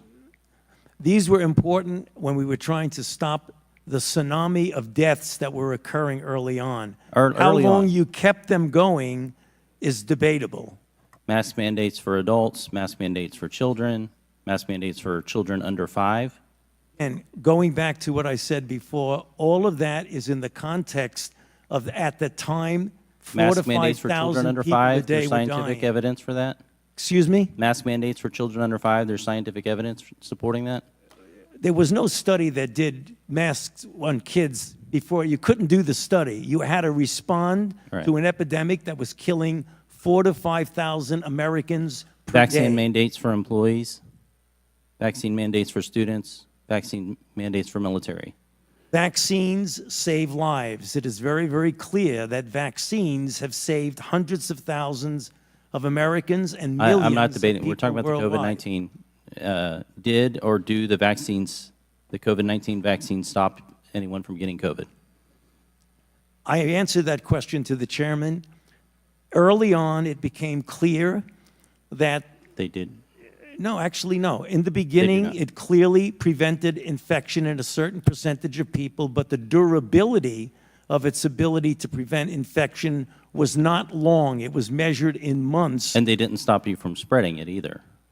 Early on, it did if it prevented infection, but what became clear that it did not prevent transmission when the ability to prevent infection waned. I think what's troubling is when the American people look at the certainty and the case at which people lost jobs, they lost livelihoods. I had rural hospitals in my area that did not have a single case of COVID in their rural community that had to shut down and people not get care that they did need for cancer, and some passed away because of those kind of things.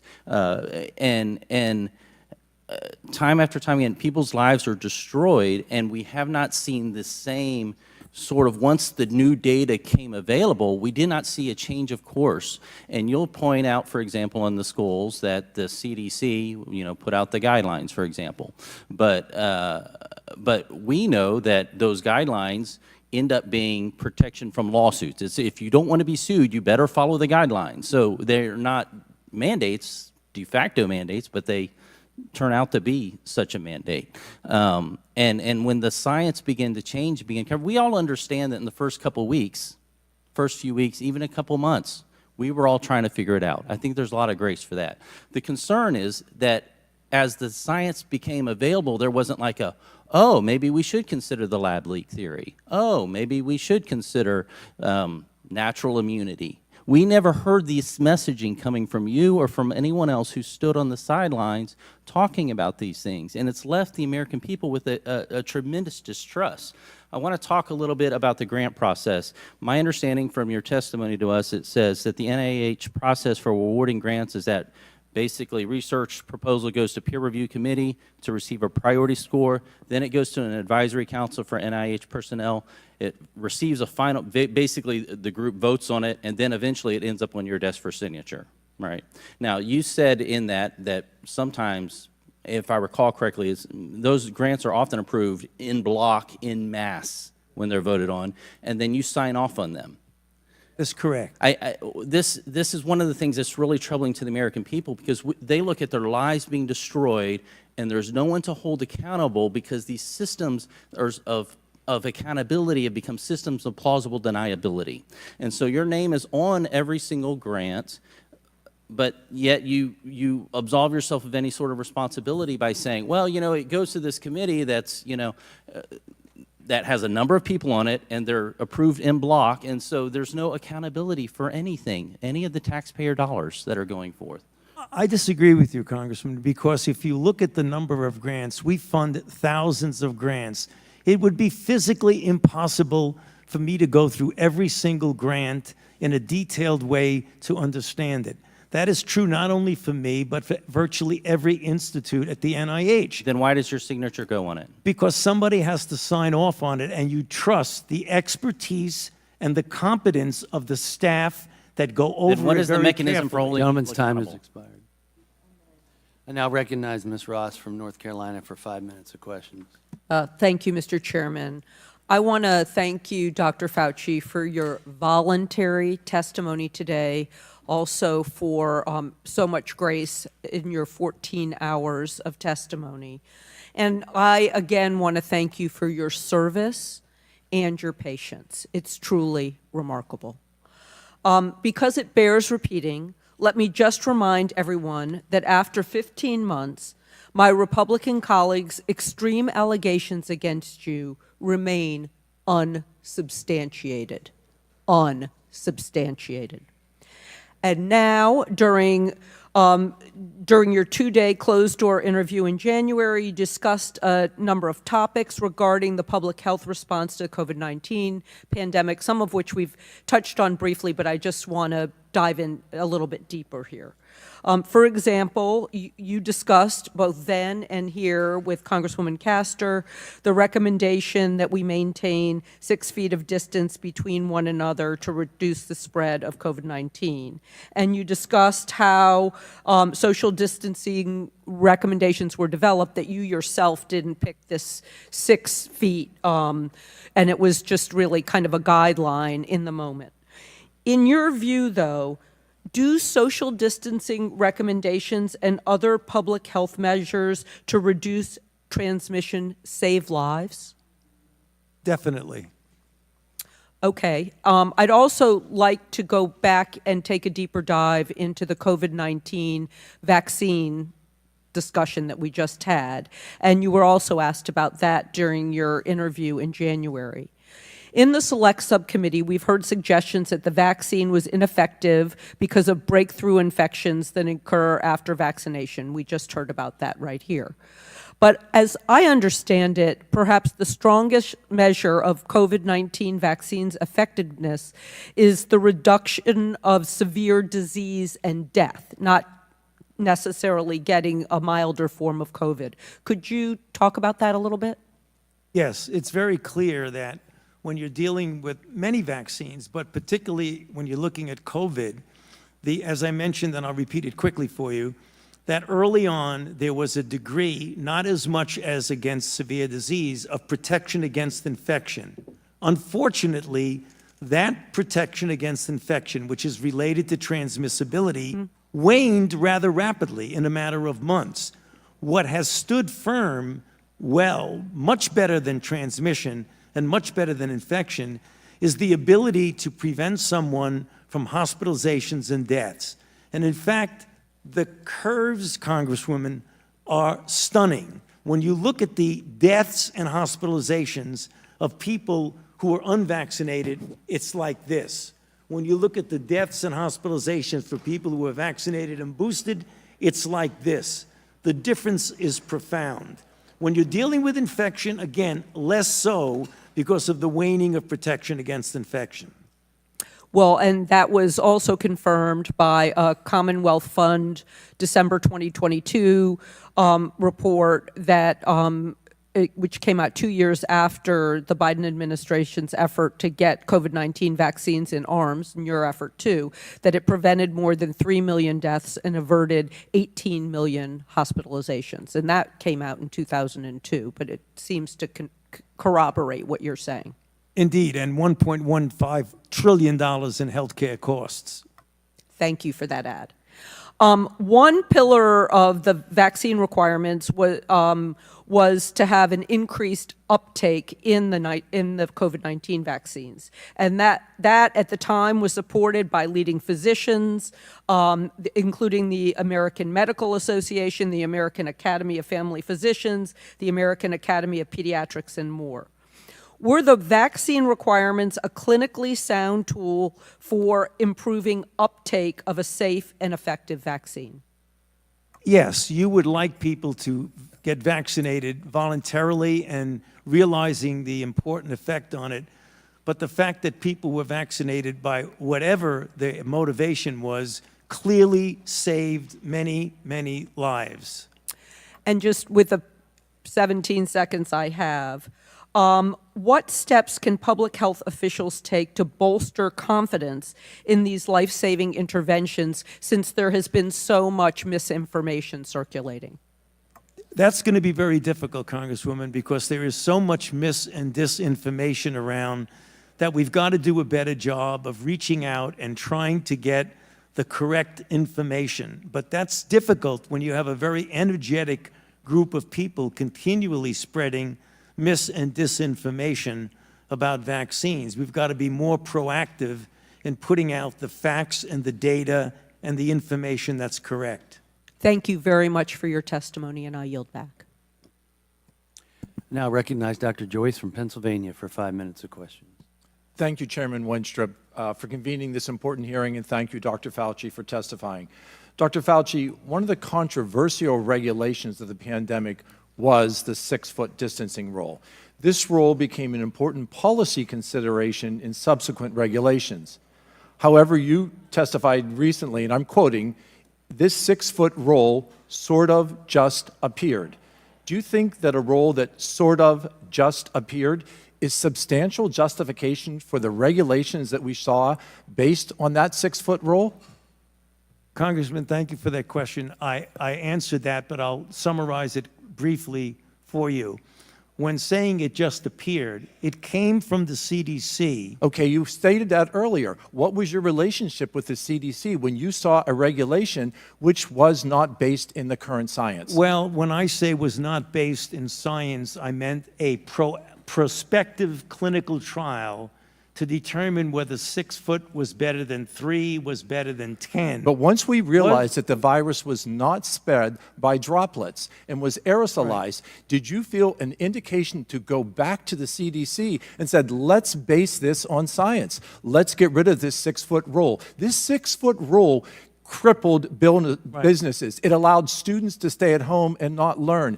Americans suffered. And that suffering continues because the fracture of trust in American scientists continues to this day. Did you not feel an obligation for something that just sort of appeared, not to go back to the CDC and say, let's base this on what we know? It was a CDC decision, and it was clear. Were you dialoguing with the CDC? Excuse me? Were you in communication with the CDC? CDC was part of the coronavirus response team. Yeah. And you didn't feel an obligation to go to them and say, look, Americans aren't going to trust us. Yeah. We're providing them with misinformation. We have discussions at the White House about that. We did, but the CDC's decision and was their decision to make, and they made it. And you didn't feel an obligation as the lead scientist at the NIH to challenge that? I've challenged the CDC multiple times. about Publicly on this multiple regard? issues. Excuse me? Publicly, you challenged them on the 6-foot distancing rule? It is not appropriate to be publicly challenging a sister Do organization. you agree that Americans now have lost their trust in science, in lead science from government because of misinformation like this? Well, when you talk about misinformation, I think that you have to be careful. It's not disinformation. It was information that ultimately proved, when you put the aerosolization in, that That it was not an effective rule to have 6 feet of distancing. Dr. Fauci, let's move on. On April 21st, Dr. Morens wrote to Dr. Daszak in an email that there is no worry about FOIAs. I can either send stuff to Tony on his private Gmail, hand it to him at work, or at his house. He is too smart to let colleagues send him stuff that could cause trouble. Do you realize that this impact still considers today? This is your lead trusted researcher who works with you, your advisor. Do you realize the impact of that? It was a terrible thing. It was wrong, and it was inappropriate. Thank you. I think we all agree it was incredibly inappropriate. Recently, in an op-ed that Senator Roger Marshall published just yesterday, he raised concern about HHS FOIA compliance following your testimony in front of the Senate Help Committee. Dr. Fauci, what involvement did you have in HHS not responding to FOIA requests following your testimony in the Senate in 2021? I had no role whatsoever in anything to do with the request. When FOIA is made, it doesn't go directly to a person like me. It goes to a department, which then takes care of it. So I don't have any role one way or the other in FOIA. Let's go on. Were you aware that NIAID employees conducting official work on unofficial emails and inappropriately assisting grantees during your time as a director? I was not aware of that as it was occurring. It obviously came out during the committee hearings, but I was not aware of that. And I think that you put an exclamation point on how important these hearings are. Dr. Fauci, would you agree that this demonstrates the need for more accountability and increased oversight of NIAID? What you saw, I believe, with Dr. Morens was an aberrancy and an outlier. The individuals at the NIH and NIAID are a very committed group of individuals, and this one instance that you point out is an aberrancy and an outlier. That does From not your senior advisor for 20 years. Well, the title is senior advisor. We wrote scientific papers together. He didn't advise me, as I mentioned. Are your senior advisors not trusted staff? Again, I told you that his title was senior advisor, but he is not an advisor on policy. That's very confusing to have someone's title and not having that to be their obligation But that is the fact, though. I think that supports what we said. There needs to be more oversight and there needs to be more accountability. Mr. Chairman, my time has expired, but these points are very clear to all of us today in this hearing room. I yield back. I now recognize Mr. Garcia from California for 5 minutes. Oh, he left? I now recognize Ms. Green from Georgia for 5 minutes of questions. Thank you, Mr. Chairman. Mr. Fauci, you were quoted on CBS Face the Nation saying it's easy to criticize, but they're really criticizing science because I represent science. Do you represent science, Mr. Fauci? I am a scientist who uses the scientific method to gain information. Yes, you said you represent science. Do you represent science, Mr. Fauci? Yes Again, or no? Yes or no? No, that's not a yes or no Yes, answer. it's a yes or no. I don't think it is.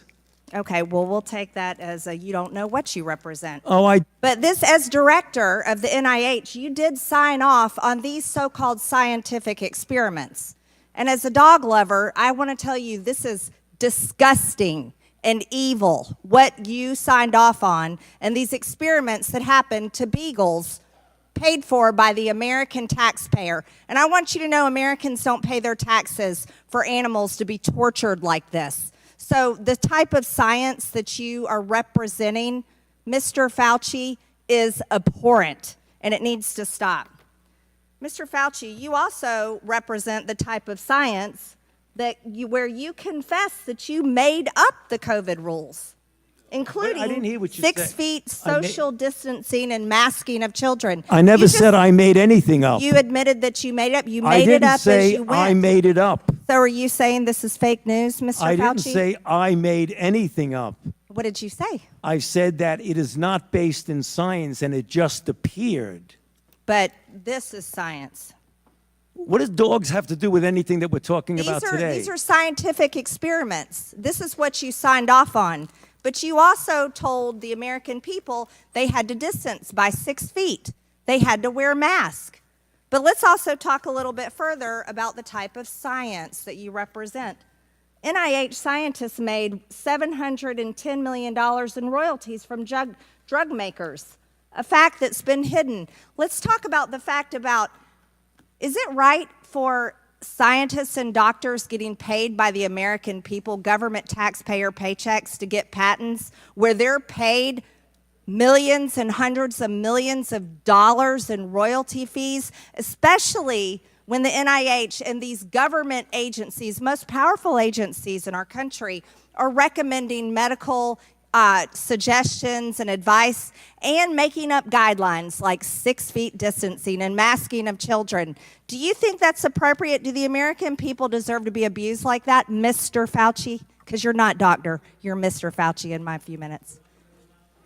No, I don't need your answer. I want to talk about this right here. Mr. Chairman, Fauci, objection. I reclaim my Mr. Chairman, time. objection. I reclaim my time. I reclaim my time, Gentlelady will Mr. suspend. Raskin. Gentlelady will Point of order. suspend. Mr. Chairman, Point of order. just in terms of the rules of decorum, are we allowed to deny that a doctor is a doctor just because we don't want him to be a doctor? Yes, because in my time, that man does not deserve to have a license. As a matter of fact, it should be revoked, and he belongs in Gentlelady will prison. suspend. The gentlelady should recognize the doctor as a doctor. Thank you. Mr. Chairman, is this what we have become? Is this what we have devolved into? No decorum. You know what? We can do that hearing about the poor men that were injected with syphilis because I support you in that. That's horrific. And this government that I does would things urge like that to Miss- Americans doesn't have decorum to the American Mr. people. Chairman, The gentleman is out of point of regular order, please. The gentleman is out of order. Decorum. Recognize the point of order. Go ahead with your point of order. You got it. No, I mean, I was going to say what Representative Raskin said. That's completely unacceptable to be able to deny Dr. Fauci, who's here, a respected member of the medical community, his title, and that's actually a personal attack on his character. And I have instructed her. He's not respected. And I've instructed her to address him as doctor. I'm not Gentlelady shall addressing him as continue. doctor. Let's talk about Mr. Chairman, this. I I'm would move reclaiming that the my woman's time. I'm reclaiming my time. Words get taken I'm down reclaiming my time. Second that. Point of order. Suspend. All right. A member can only move to have words, I'm sorry. The issues we are debating are important ones that members feel deeply about. And while vigorous disagreement is part of the legislative process, as I said at the beginning, members are reminded that we must adhere to established standards of decorum in debate. This is a reminder that it is a violation of House rules and the rules of this committee to engage in personalities regarding other members or to question the motives of a colleague. Remarks of that type are not permitted by the rules and are not in keeping with the best traditions of our committee. The chair will enforce these rules of decorum at all times and urges all members to be mindful of their remarks. Does the gentleman from California have anything further?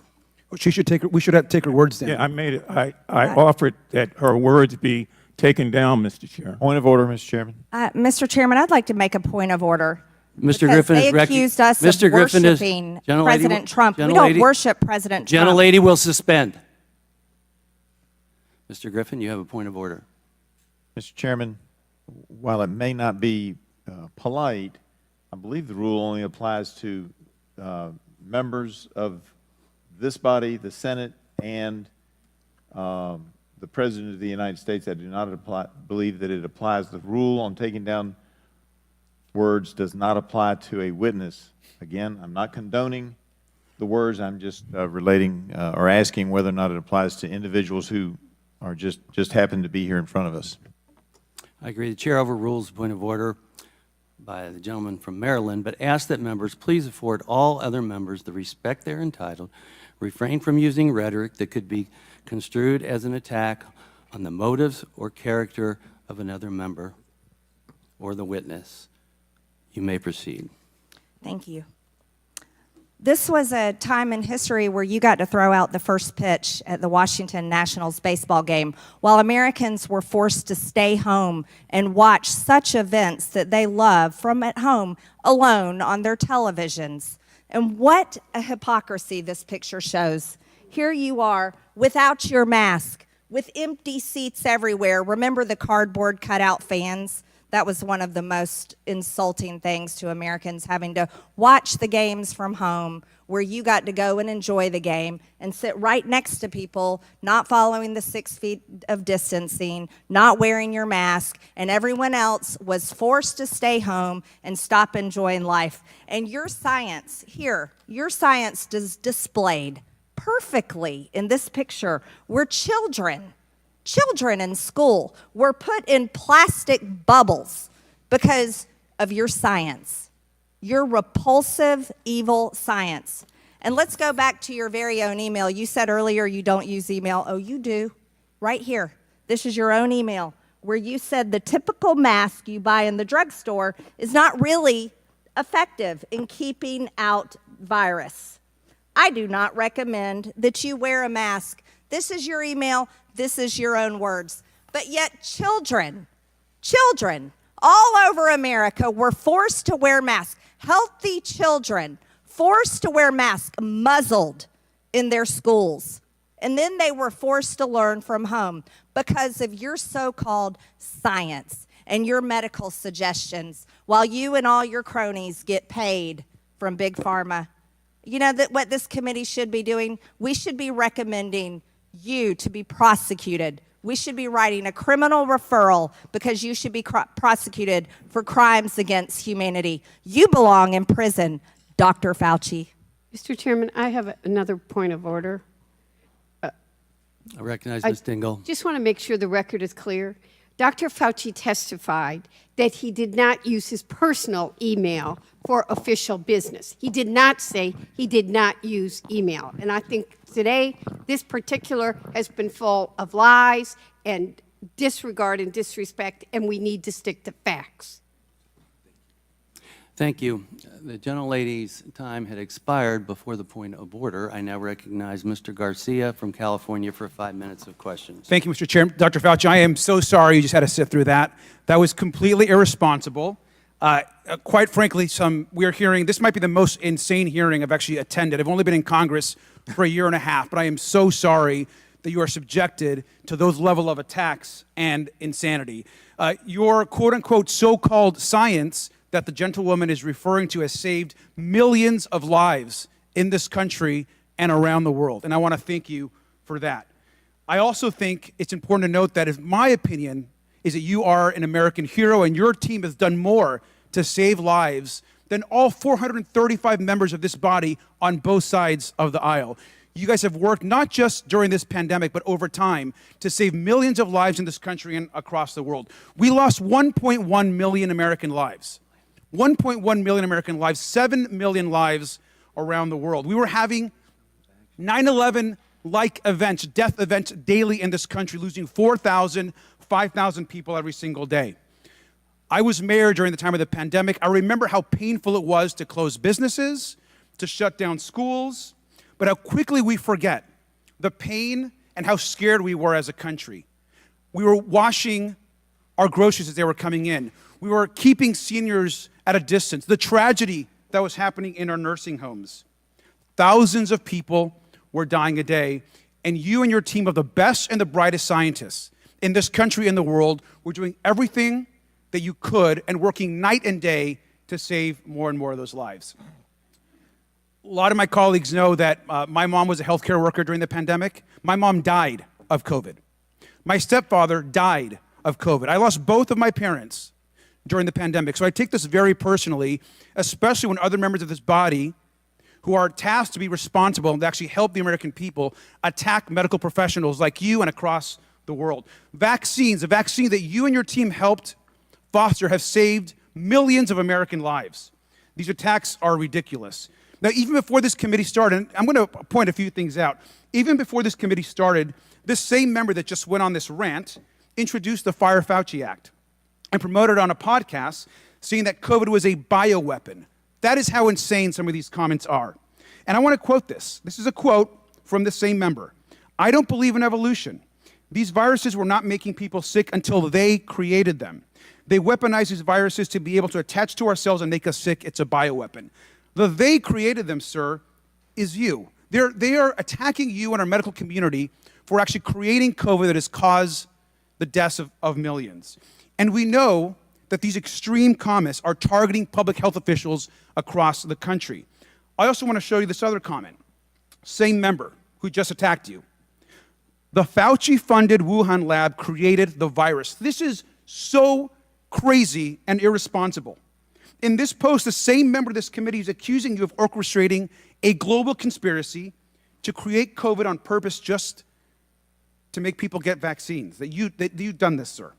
This same member routinely promotes complete misinformation about vaccines and actually has encouraged the routine prevention of vaccinations and even eliminate diseases like the measles. Dr. Fauci, you've brought together our nation and the world's best and brightest scientists to take on COVID and create a vaccine that works. I want to ask you a question. I want to be crystal clear for the public. You brought together the world and America's best scientists. Do you believe that the vaccine that you all helped create and ensure is safe and effective for the public? Yes, and its track record has proven that. And do you also agree that it saved hundreds of thousands and possibly millions of lives in America and across the world? That is absolutely correct, and it's very clear that it's saved millions of lives here and throughout the world. The Europeans have done the same studies that we have, and the data are incontrovertible that they save lives. Sir, and do you think the American public should listen to America's brightest and best doctors and scientists, or instead listen to podcasters, conspiracy theorists, and unhinged Facebook memes? No, listening to people who you just described is going to do nothing but harm people because they will deprive themselves of life-saving interventions, which has happened. And you know, some have done studies. Peter Hotez has done an analysis of this and shows that in people who refuse to get vaccinated for any variety of reasons, probably responsible for an additional 200,000 to 300,000 deaths in this country. Thank you, sir, and your entire team for saving lives in this country. And I'm sorry you have to continue going on with these attacks. I yield back. Oh, thank you. You're not allowed to speak. You're not allowed. Thank you. Thank you very much. Mr. Chairman, could you have her removed from the Yes. Thank you. Yes, Please have her removed. please. Excuse me, I asked the Capitol Police to escort.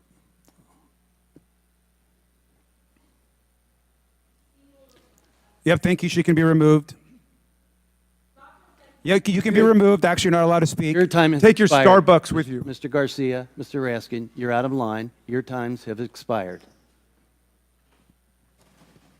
I now recognize Dr. Jackson from Texas for 5 minutes of questions. Thank you, Mr. Chairman. Dr. Fauci, I have to say, I, as so many Americans, am deeply disappointed in your actions during a critical time in our nation's history while you were in key leadership roles as the director of the National Institute of Allergy and Infectious Disease and as the chief medical advisor to President Biden. Put quite simply, you failed miserably, in my opinion.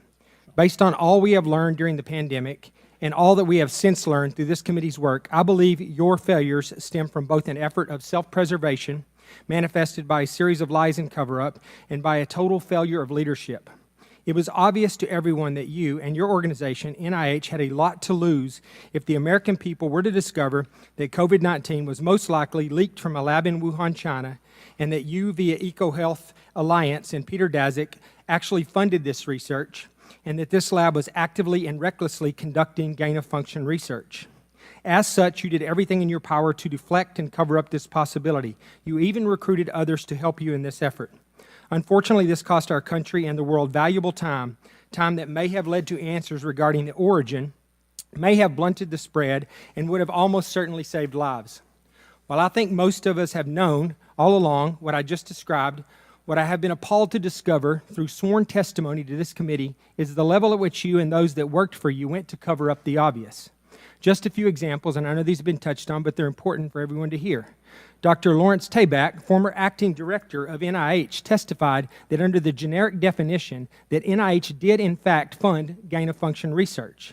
This was based on a definition that was initially used by NIH and a definition that was abandoned and removed from the website in October of 2021 and replaced by a new, much more detailed definition with a much higher bar that you have since conveniently used to define gain-of-function testing and to deny what Dr. Tabak has since confirmed.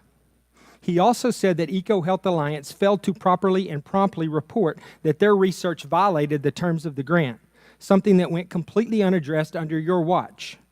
Dr. Morans, your senior advisor, who you have tried today to distance yourself from, but whose large volume of emails clearly demonstrate that you had a very close and personal relationship with, and who reported to you directly, has openly bragged about how he subverted FOIA requests. I remind you that the law requires you and your former organization to comply with Freedom of Information Act requests. It is not optional.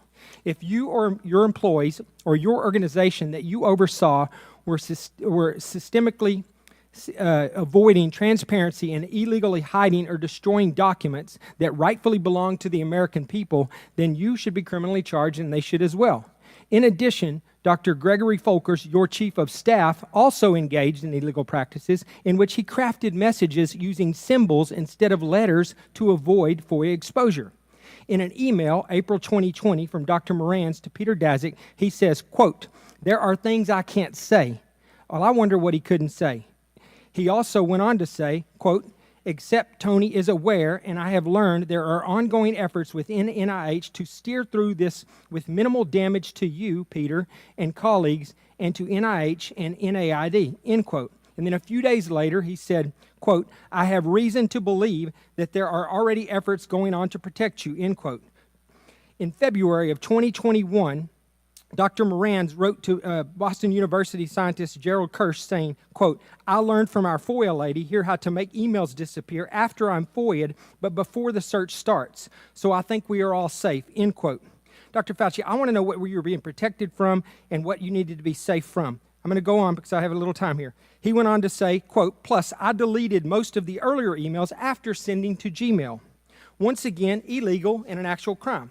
Dr. Morans noted in another email to Dr. Kirsch saying, quote, I learned the tricks last year from an old friend, Marge Moore, who heads our FOIA office and also hates FOIAs," end quote. It is absolutely amazing to me that Dr. Morans and Marge Moore still have jobs and taxpayers are still paying their salaries. Dr. Morans wrote to Dr. Daszak in April of 2021, quote, "P.S. I forgot to say there is no worry about FOIAs. I can either send stuff to Tony on his private email or hand it to him to work or at his house. He is too smart to let colleagues send him stuff that could cause trouble." End quote. Apparently, you neglected to surround yourself with equally smart individuals. Dr. Morans wrote to another collaborator, Peter Hotitz, in June 2021, at Baylor College of Medicine, that he had deleted all his emails related to COVID origin when, quote, "the shit hit the fan," end quote. He said, quote, "I feel pretty sure Tony were too. The best way to avoid FOIA hassles is to delete all emails when you learn the subject is pretty sensitive." In October 2021, Dr. Morans wrote to Peter Daszak, quote, "Peter, from Tony's numerous recent comments to me and from what Francis has been vocal about over the past 5 years, we are trying to protect you, and they are protecting their own reputations as well," end quote. I'll just jump ahead. The American people can rest assured that we are going to continue to pursue answers and we continue to push for full accountability from you and your colleagues despite continuing efforts to try to cover this up. Dr. Fauci, history will not be kind to you and you will be known as the man who put his personal interests before the interest of the American people, the very people that you were supposed to be protecting. Your actions, along with several others we have had before this committee, have completely eroded America's trust in our public health system and the agency that you represented for half a century. With that, I yield back. Gentleman's time has expired. I now recognize Ms. Takuda from Hawaii for 5 minutes of questions. Thank you, Mr. Chair, and I hope I'll have an additional 30 seconds like the previous gentleman. And Dr. Fauci, I have allowed that today on you. several occasions. Thank you, Mr. Chair. Dr. Fauci, you deserve better than this. The other side suddenly cares about puppies, ironic given recent book publications, versus the millions of people that you have kept safe and alive over your lifelong commitment to public health. I'd like to use my time to dispel some of the myths about you that have circulated in right-wing circles. We can all acknowledge that, yes, suspension of in-person activities during the early days of COVID, it was necessary to save lives and to stop the spread, and it was not without its challenges. It was difficult, particularly for our nation's students, like my two sons in public schools, and our business owners. But to completely blame these policies on you, Dr. Fauci, is absolutely ridiculous. I'd like to make the record clear on something. The decision to suspend in-person learning, dining, and other activities, that was not a decision that you were somehow solely responsible for, including in your role as NIAID director. Is that correct? In fact, these decisions were actually made at the state and local level in communities across the country, like my home state of Hawaii, which was particularly aggressive, in part as a response to the Trump administration's early failure to contain the initial outbreak of the virus. Is that not correct? I'm sorry, I didn't, ma'am, I'm not really hearing you very well. Could you just put your... We'll put it a little bit closer, but to be clear that the decisions were actually made at the state and local levels in communities across the country. That is correct. Okay, thank you. Now I'd like to shift topics and turn to the allegation that you sought to suppress opposing viewpoints about the pandemic response. Over the past 15 months, majority members of this subcommittee have levied the allegation that federal health officials censored proposals like the Great Barrington Declaration, which were inconsistent with the overwhelming consensus of the scientific and medical community. Much attention has been paid to an email Dr. Francis Collins sent you regarding the Great Barrington Declaration, where he called for a quick and devastating published takedown of its premises. To be clear, this was not Dr. Collins suggesting that you suppress or censor the Great Barrington Declaration. Rather, he was suggesting that the points you just explained be memorialized to substantively refute the scientific premises of the Great Barrington Declaration. Is that correct? Yes. And there was good reason for Dr. Collins to have substantive concerns. The Great Barrington Declaration proposed lifting mitigation measures for the vast majority of society and preserving them only for certain populations, including the elderly and people with underlying health conditions. This was months before a vaccination was available, and public health systems were already being overwhelmed, and thousands of Americans were dying daily. Dr. Fauci, what percentage of the population did we estimate needed to be infected with COVID before we would achieve so-called herd immunity?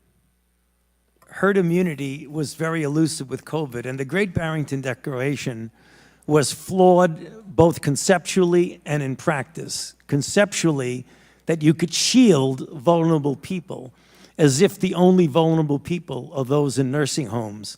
We have tens and tens of millions of vulnerable people that you couldn't possibly shield.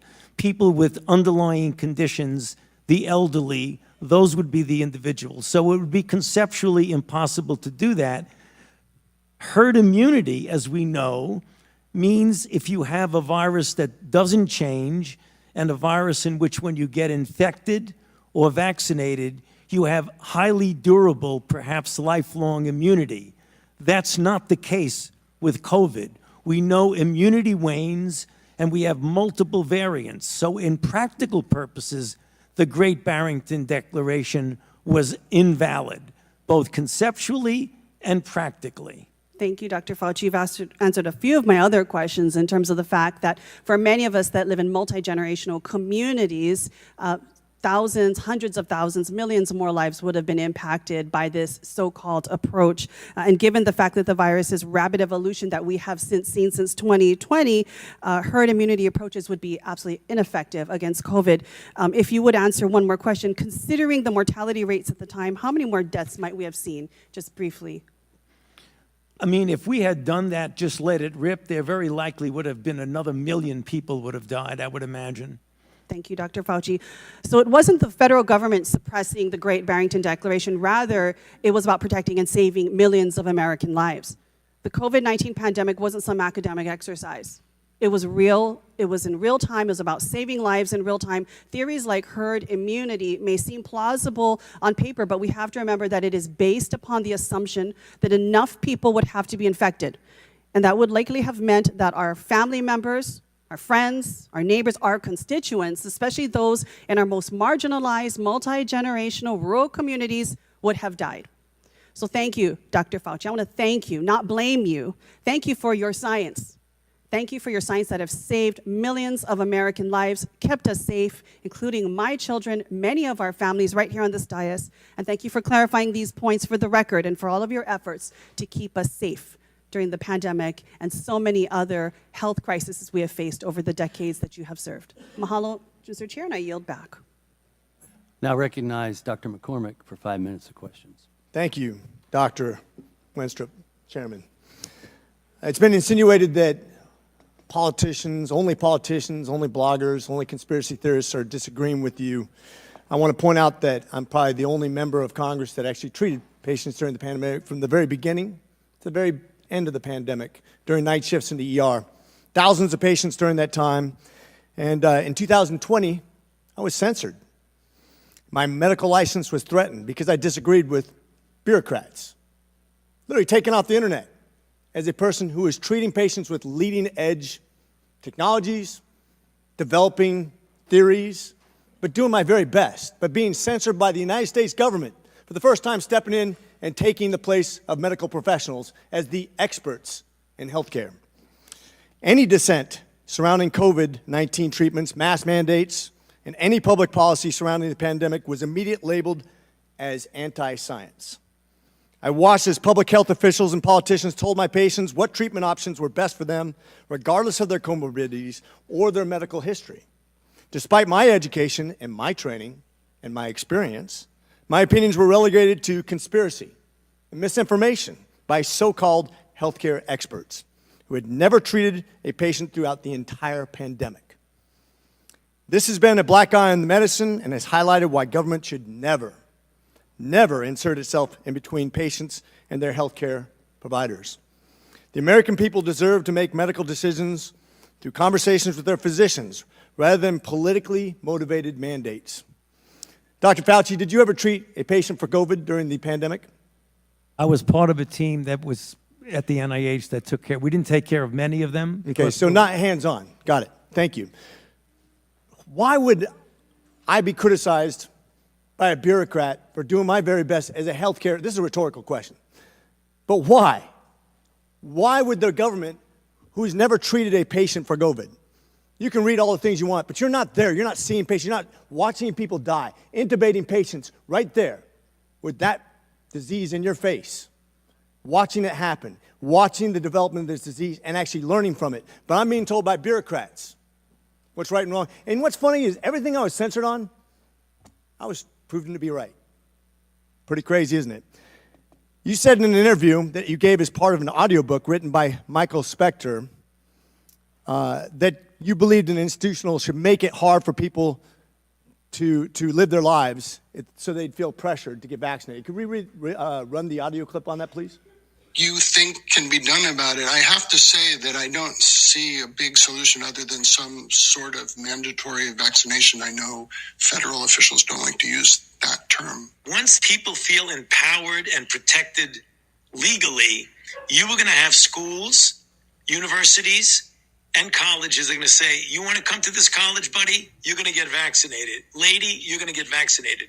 Yeah. Big corporations like Amazon and Facebook and all of those others are going to say, you want to work for us, you get vaccinated.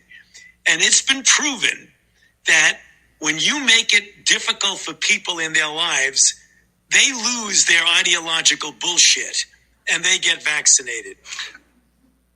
Thank you. Are all objections to COVID vaccinations ideological bullshit, Dr. Fauci? No, they're not, and Thank that's you. not what I was referring to. Well, in reference to making it hard for people to get education, traveling, working, I'd say it very much was in context. And I take great offense to this. Miss Allison Williams testified before this committee about losing her job because she sought an exemption for ESPN's vaccine mandate, which came from recommendations from bureaucrats like yourself. She and her husband were actively working with a fertility expert, a physician, on how to get pregnant, and agreed with the premise that she was young, healthy, wanted to get pregnant, and shouldn't get the vaccination for medical purposes. But she was fired because you made it hard, just like you said in your statement, because you didn't want to make sure that the ideological bullshit got in the way of her working, of living her life, of making a medical decision with her healthcare professional. I think America should take great offense to this. That's exactly what you meant when you said making it hard for people to live without getting a vaccination. You affected people's ability to work, travel, be educated, to actually flourish in American society, to self-determine, as we're all given God-given rights. Shame on you. Dr. Fauci, you've become Dr. Fear. Americans do not hate science. I don't hate science. The American people hate having their freedoms taken from them. You inspired and created fear through mask mandates, school closures, vaccine mandates that have destroyed the American people's trust in our public health institutions. This fear you created will continue to have ripple effects over generations to come. You have already seen its effects in education, in the economy, and everything else. Quite frankly, you said, if you disagree with me, you disagree with science. Dr. Fauci, I disagree with you because I disagree with fear. And with that, I yield. I now recognize Mr. Moskowitz from Florida for 5 minutes of questions. Thank you, Mr. Chairman. Dr. Fauci, good to be with you here today. I was not here, but I saw a member of this committee questioned whether or not you represent science and tried to make that in some offensive way. I just want you to know most Americans don't think she represents Congress. So one of the things I've learned. So I hear now you double Fauci. So I don't want you to be offended by that. I actually, similar to Representative McCormick, who was serving in the field as a doctor during COVID, I was running the logistics operation and the Florida response as the director of emergency management for the state of Florida for Governor DeSantis. So I was deploying masks and gowns and gloves. We were setting up field hospitals. We were setting up testing sites. We were setting up vaccine sites throughout the pandemic. And the one thing that became clear to me as a country is we were not prepared. In fact, we actually had many preparations for a pandemic, but both the states collectively and the federal government threw that out and kind of was just making it up as we go. One of the things I wanted to ask you, and I understand you're not in the response field, but do you feel, since you've left, that we are better prepared today than we were several years ago when COVID hit? In some respects, excuse me, in some respects we are, but in others I'm still disappointed. And I think one of the things that was really a problem with the response was the degree of divisiveness that we had in the country about a lack of a coherent response, where we were having people, for reasons that had nothing to do with public health or science, refusing to adhere to public health intervention measures. What I think that we will do better, hopefully, is that the CDC, I believe, has now recognized some of the failings of the lack of communication and interaction between the federal response and the local public health officials. One of the weaknesses that we had in the United States that other countries didn't have was a disconnect between the healthcare system and the public health system, whereas the CDC can't demand information from local public health individuals. They have to volunteer to give it to them, and it isn't given to them in real time. So we were at a disadvantage. Oh, no question. I saw that. I saw how the lack of investment in technology, right? We had states trying to share information with the federal government using, Windows 2000. Or fax machines. Fax machines, right. Exactly. Yeah. So, and so, we spent $7 trillion in 2 packages and 2 administrations. And one of my concerns is that I feel that, especially in supply chain, I feel like we're not that much better off than we were before COVID. Am I wrong in that assessment? Yeah, I don't think you're wrong, but I hope that the CDC has made it very clear that they are trying to change that and correct that deficit of a separation between the local and the federal CDC so that we can get information in real time. It was very frustrating for us that often we had to go to the UK or South Africa or Israel to get real-time information because they had a connection between what was going on the ground and their public health system. So they knew right away what was happening. We didn't. Dr. Fauci, you talked about how, we live in partisan times, a lot of misinformation.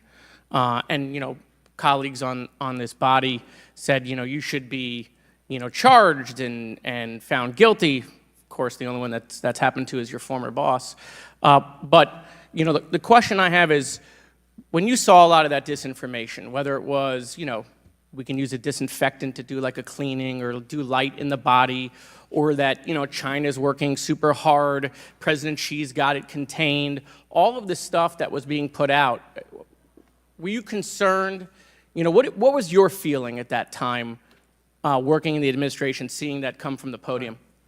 Well, I was very frustrated by that. It was very clear. I was put in a very difficult position that I didn't like, of having to contradict publicly the President of the United States. I took no great pleasure in that, but I felt it was my responsibility to preserve. He must have thought you did a great job. He gave you a commendation right before he left.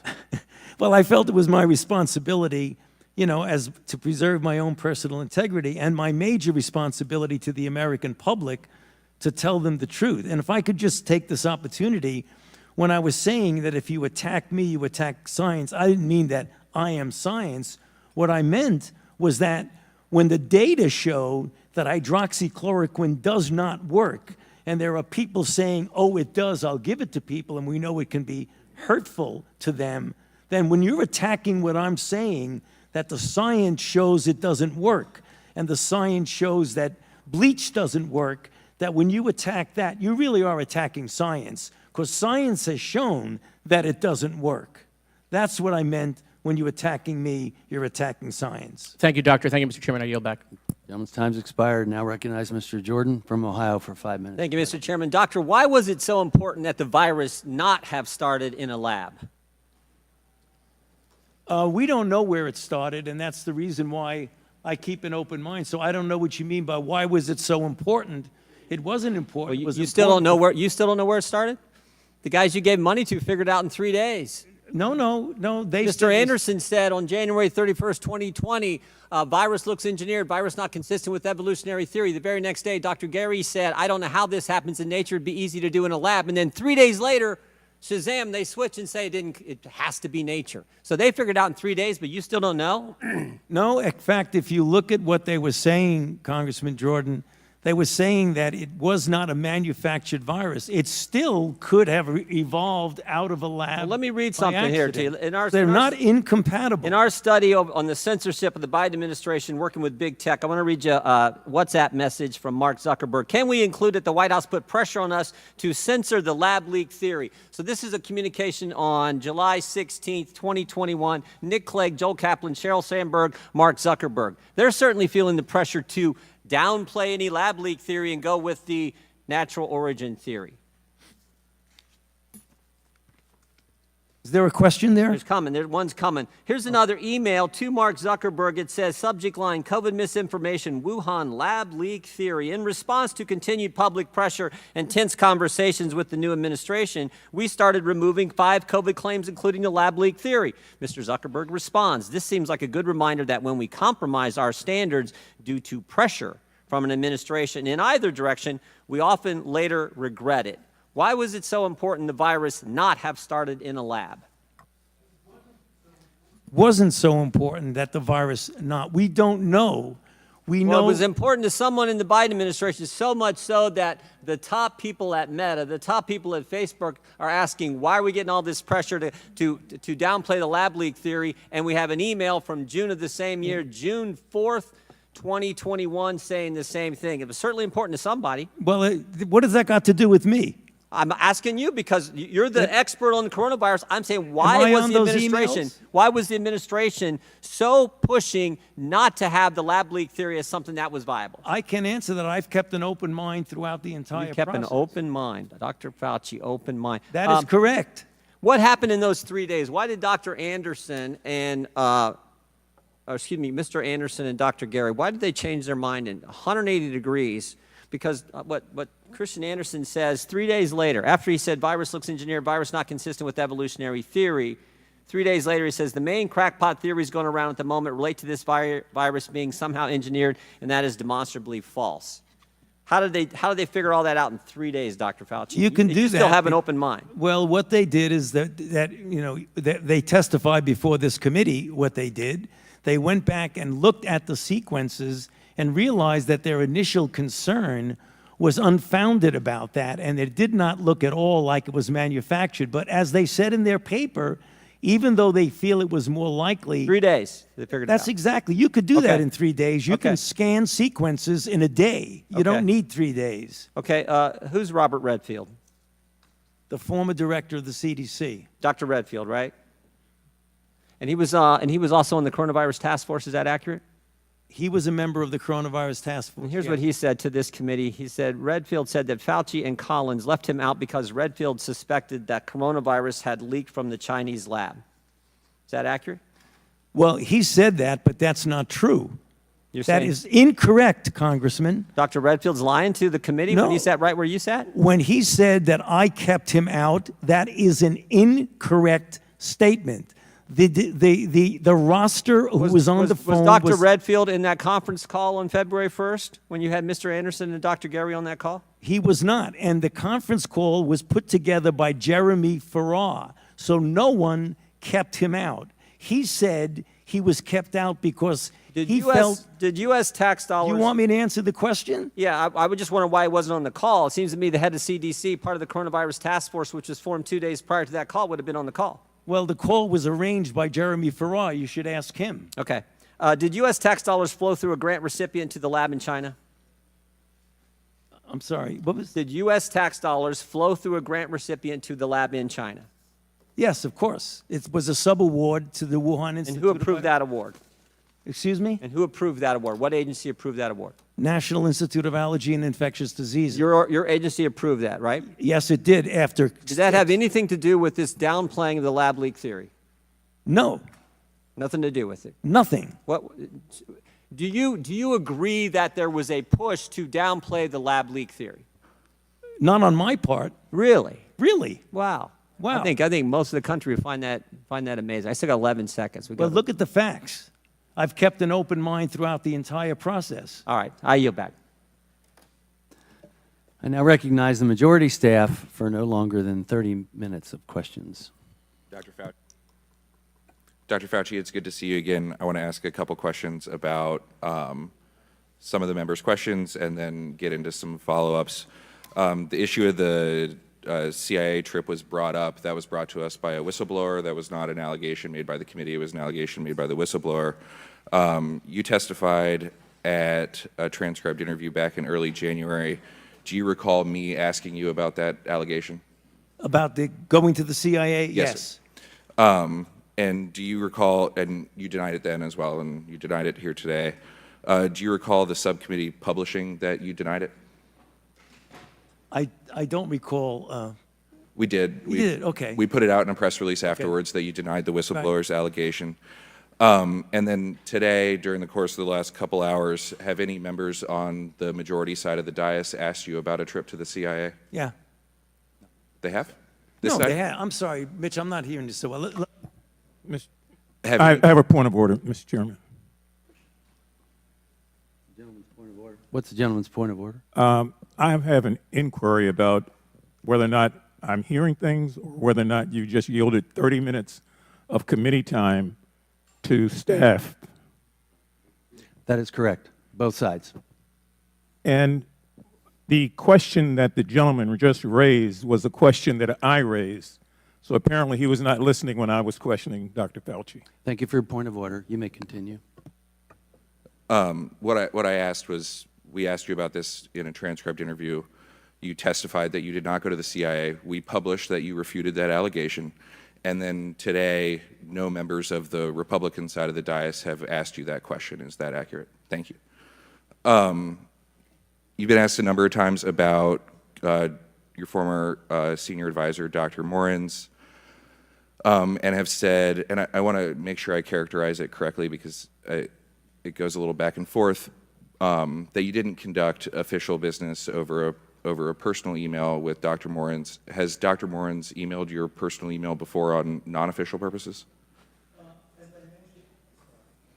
As I mentioned, we wrote scientific papers together, so he very well may have used that. Of course, that's the email I use when I write a scientific paper, right? And that's because NIAID policy allows you to write on semi-official time, write papers, but you just have to put a disclaimer that this is not the view of in other NIH. words, if you're doing something as official business, you shouldn't use your emails that are your official business. So in order to be compliant with the regulations, you would use a personal email. I appreciate it.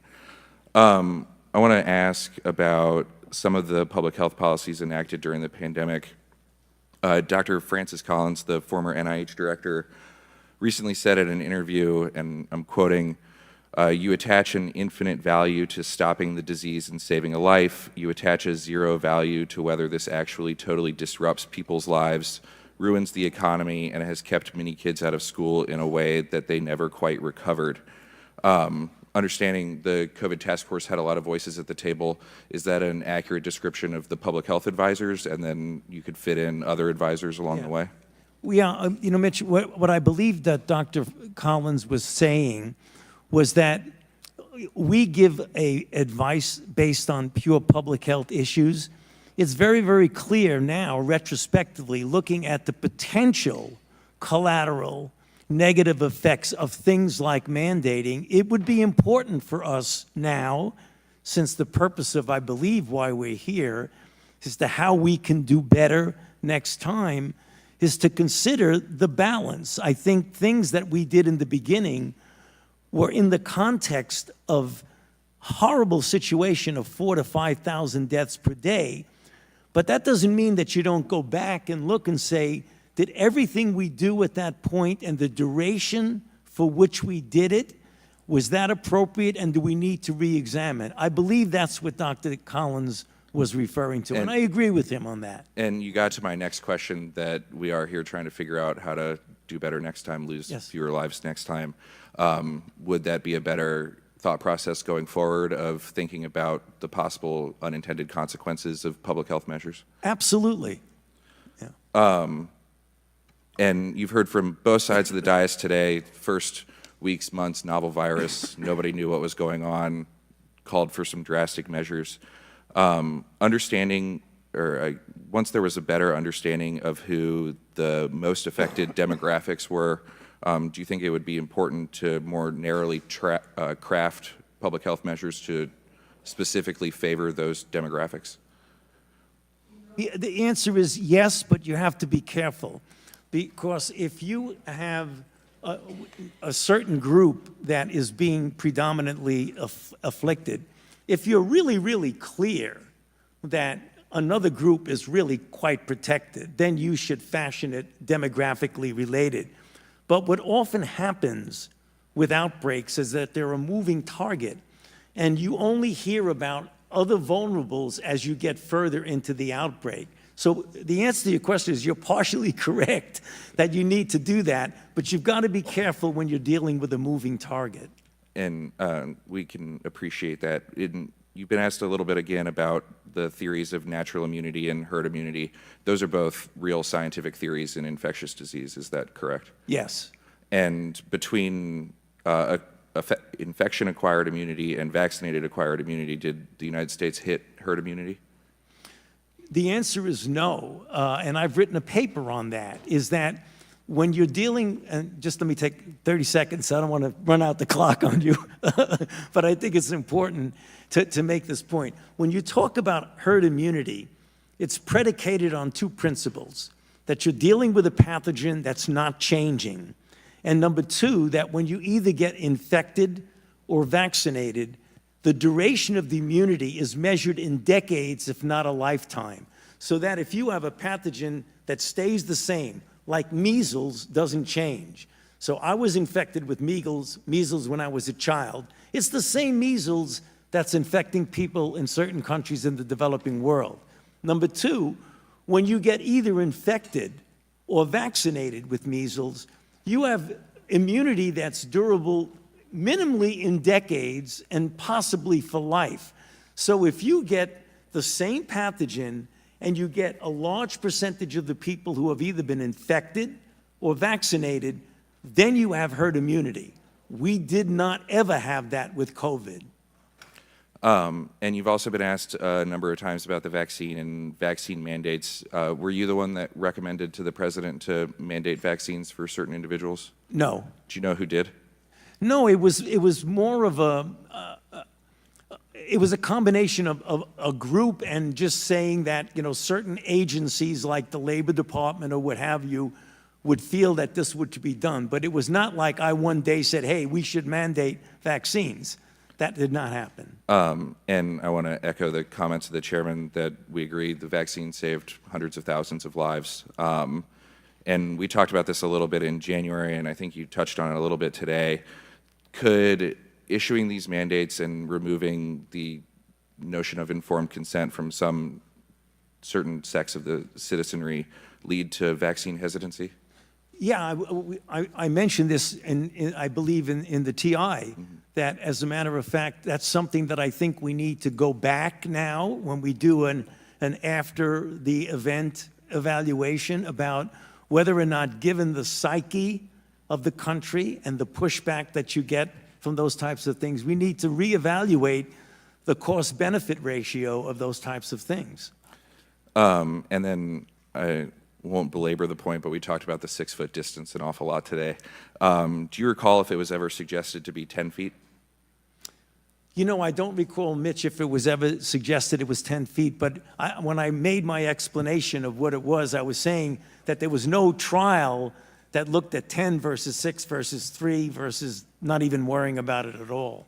And you said today that there were discussions at the White House about the 6-foot rule. You don't recall if it was discussions about whether or not it should be 3 or should be 10 or should be 6? I don't recall, Mitch, what the exact discussion was, but as I've said in response to multiple questions, what we had, the CDC was said that on the basis of their evaluation, which was based on the droplet approach, that 6 foot would be to go. And since there was no clinical trials going one way or the other, that's why it was accepted by the group. And then it hasn't been a large topic today, and we talked about kind of, again, the many unknowns in early 2020. Schools were closed through the semester. Some schools reopened for the fall semester. Some remained closed going through into 2021. Looking back, are there current academic ramifications of remote schooling or kids not being in school? I think there have been a number of, I know, that there have been a number of studies to show that there are lasting effects, at least up to this point. They tend to attenuate over time, but there have been substantial negative effects on learning and on children when you keep them out of school for a prolonged period of time. Have you seen any studies suggesting physical health ramifications? I haven't seen physical health ramifications. Mental health? I believe that there are some that show psychological issues that relate to keeping kids out of the environment, of the social environment of the school. And apologize for bouncing around. We don't have 14 hours with you today. I've got 30 minutes, so I'm going to... I'm so sorry about that. I'm going to move quickly. Yeah. Again, across the dais, both sides of the aisle, a lot of questions on the origins of COVID and finding out the origins and how that could better lead to both protecting against spillover and wildlife trade, but also increased biosafety standards. As you sit here today, is it possible that COVID-19 was the result of a laboratory-related accident? Oh, absolutely. And like I mentioned multiple times, I keep an open mind. I feel, based on the data that I have seen, that the more likely, not definitive, but the more likely explanation is a natural spillover from an animal reservoir. But since there has not been definitive proof one way or the other, we have to keep an open mind that it could be either.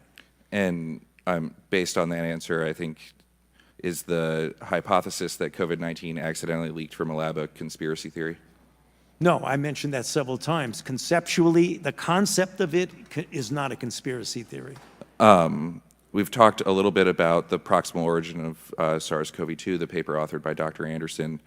It came to two primary conclusions, and I'm quoting, "Our analysis clearly show that SARS-CoV-2 is not a laboratory construct or a purposefully manipulated virus, and we do not believe that any type of laboratory-based scenario is plausible.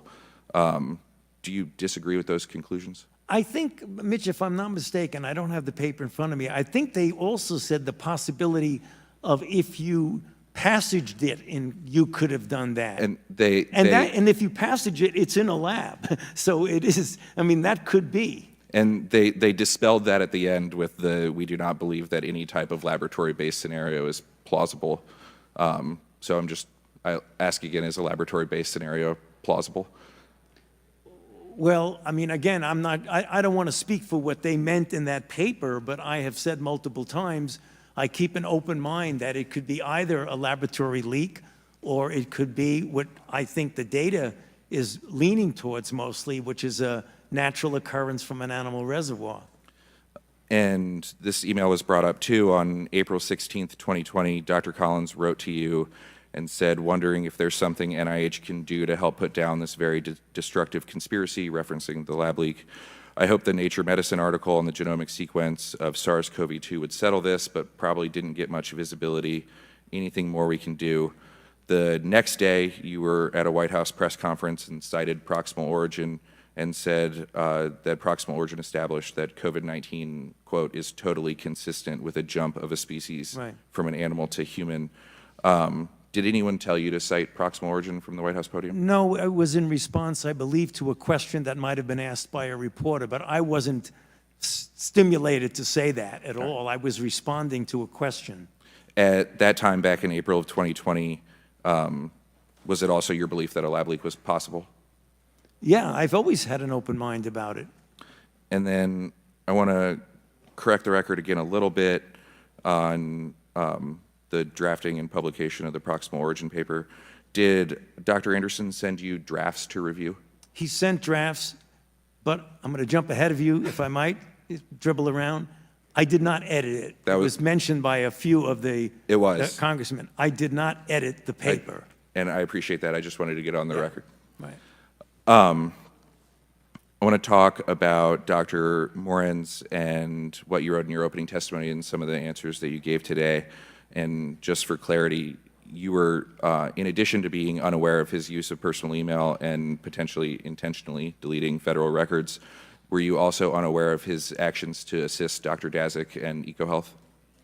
I was aware of his friendship.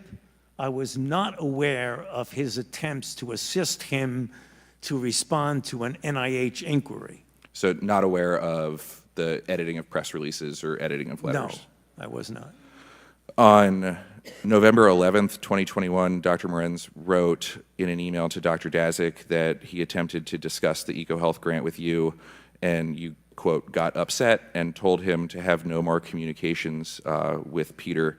Why did you tell Dr. Morin's to no longer communicate with Dr. Daszak? Because I think it's inappropriate to do what he did. I mean, and your committee has called him out very definitively about that, and it was inappropriate to do that.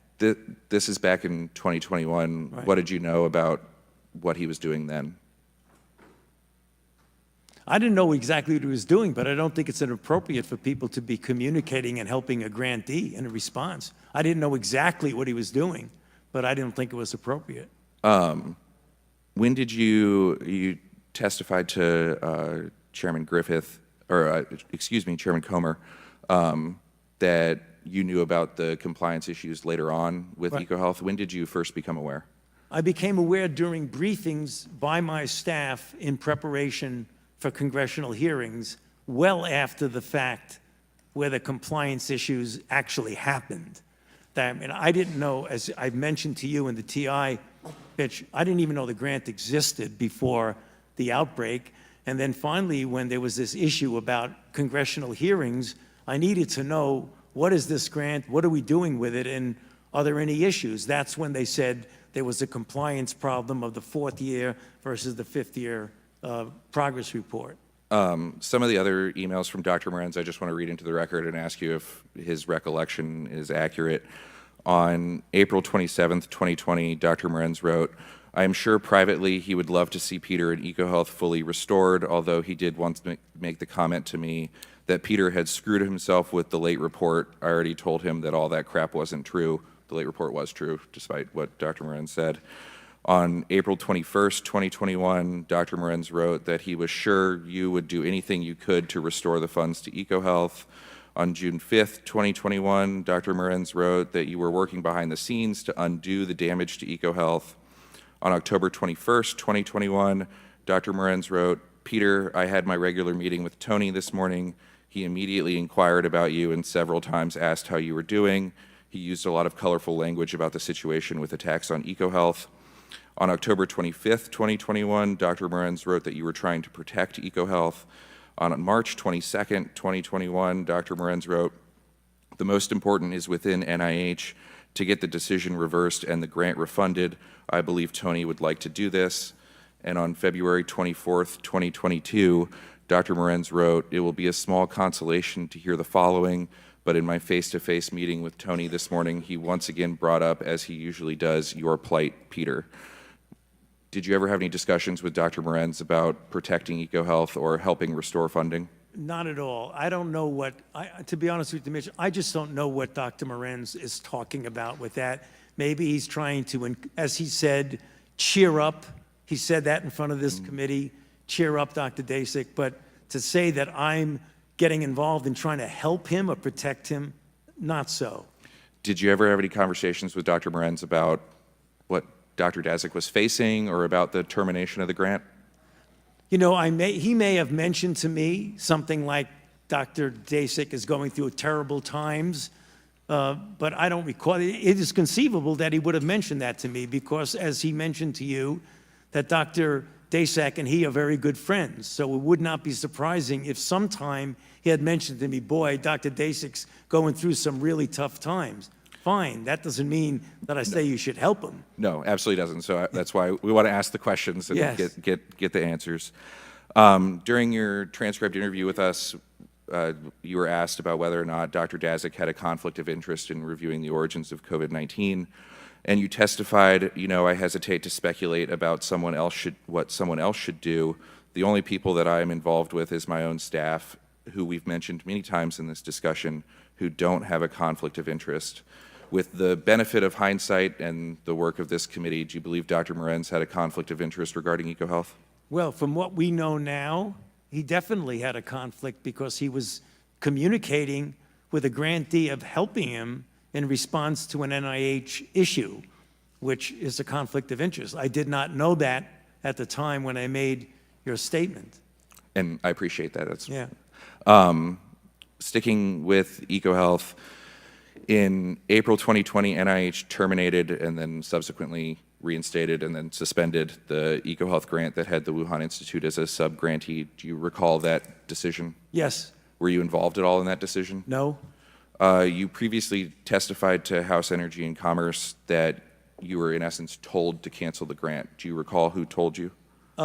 We got it from a number of, now retrospectively we found out how it was. It was the White House told the department to tell the NIH to cancel the grant. Did you agree with the cancellation? What is that? Do we need to listen to that? Okay. He was escorted out. Yeah, okay, good. I'm sorry, repeat the question, Mitch. Did you agree with the cancellation? You know, it wasn't a question of agreeing or disagreeing. It was like, can we really do that? I don't think that you can do that. And as it turned out, I was right because the general counsel of HHS said, by the way, you can't do that. You've got to restore the grant. And that's why they restored it and then suspended it pending the compliance review. Exactly. Not to keep reading Dr. Morenz's emails, but on June 24th, 2020, Dr. Morenz wrote an email. He, referencing you, made some additional comments to the effect that this came from the White House and he was totally opposed to it. You weren't totally opposed to it? Well, see, that's his, you know, he's doing a lot of interpretation, Mitch. His interpretation, I was totally opposed to it. It was more of, can we really legally do that? And the answer turned out, I was right. No, you can't. Do you recall, did the department ask you first or Dr. Collins first to terminate? I think it went directly to Building 10, excuse me, Building 1, the director's office. Is that the NIH director's Yeah, office? yeah. I think it went from the department to NIH to us. Okay. Were you, prior to your retirement in December of 2022, were you involved in any of the compliance actions NIH took against EcoHealth? I don't believe so. I think the actual, and again, I'm a little unclear about the time, but I think most of the disciplinary actions actually occurred after I left, if I'm not mistaken. Yes, the actual suspension and debarment occurred after you left, but there were a number of letters requesting lab notebooks or further information while you were still there. But what happened, Mitch, and it's important to point this out, once it was clear that there was compliance issues while I was still there, we were told at NIAID, stay out of it. Compliance is going to be handled by Building 1, i.e. the NIH director, and Mike Lauer. So the compliance was said, don't touch it, don't go near it, just we'll take care of it. And you just brought this up, since the original termination, then suspension, NIH found numerous major violations of grant policies, has since debarred the Wuhan Institute of Virology, and suspended and proposed for debarment both EcoHealth as an institution and Dr. Daszak individually. Are you aware of those? Yes, I am. During previous TIs and hearings, when asked if they supported every one of these actions and supported the suspension and debarment, both Dr. Collins and Dr. Tabak said yes. Sitting here today, do you support the suspension and debarment of EcoHealth? Yes. I want to move on to the kind of like known unknowns of COVID origins, to quote Dr. Lipkin's paper from early 2020. On October 20th, 2021, Dr. Tabak sent a letter to then Ranking Member Mr. Comer that said the bat coronaviruses studied under the EcoHealth Alliance grant could not have been the source of SARS-CoV-2 and the COVID-19 pandemic. You've testified similarly both back in January and today. Some of the things that I believe Chairman Griffith brought up was just kind of that statement results on some things, rests on some things that we just can't know. In your experience, Dr. Fauci, do researchers publish every virus that they sequence? No. I mean, I think researchers don't always publish every single thing they do. Do they routinely publish every experiment that they conduct? I'm sure there are people who don't publish every single experiment that they do. And then is there a lag time between the sampling, the analysis, and the publication? Yeah, I mean, publications often take months before they come out.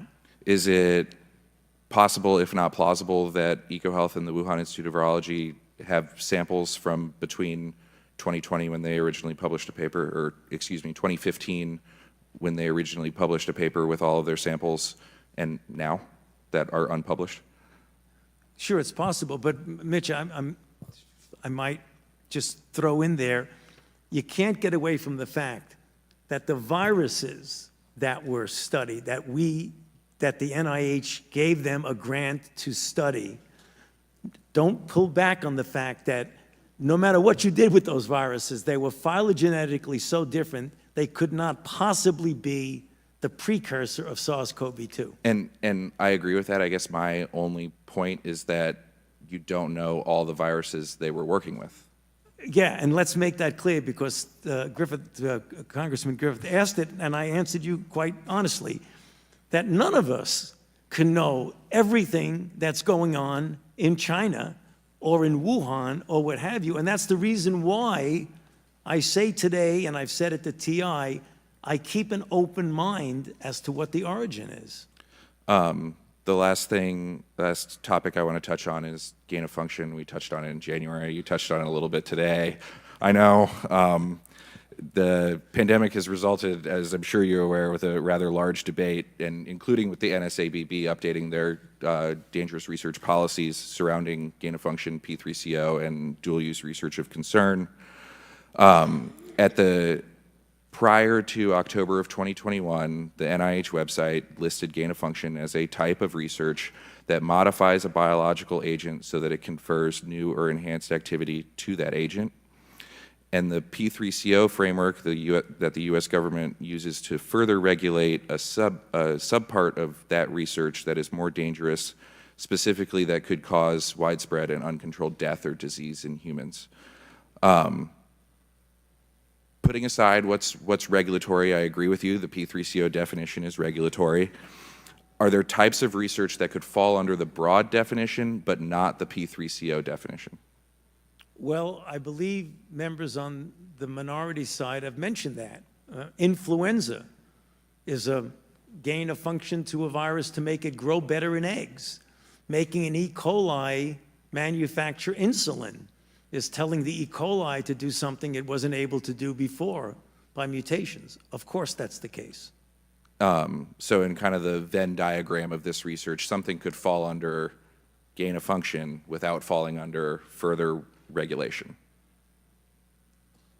I know where you're going and you're not going to get there, but go ahead. According to EcoHealth's Year 5 progress report, they facilitated an experiment in Wuhan that had 7 mice infected with Wuhan Institute of Virology 1 as the backbone, 5 survived. Then 8 mice were infected with a chimera of WIV1 and the spike from another virus, and 2 survived. In EcoHealth's own words, these results suggest that the pathogenicity of that full-length chimera is higher than others. Right. You were asked today, and it was read back to you a little bit, but on May 16th, just a few weeks ago, Ms. Lesko asked Dr. Tabak, did NIH fund gain-of-function research at the Wuhan Institute of Virology through EcoHealth? And Dr. Tabak answered, if you're speaking about the generic term, yes, we did. Right. On May 11th, you were asked a similar question, and you answered the NIH has not ever and does not now fund gain-of-function research at the Wuhan Institute of Virology. I'm going to ask it, and you can answer it how you want to answer it. According to the broad definition of gain-of-function research and the definition Dr. Tabak was testifying pursuant to, did NIAID fund gain-of-function research via EcoHealth in Wuhan?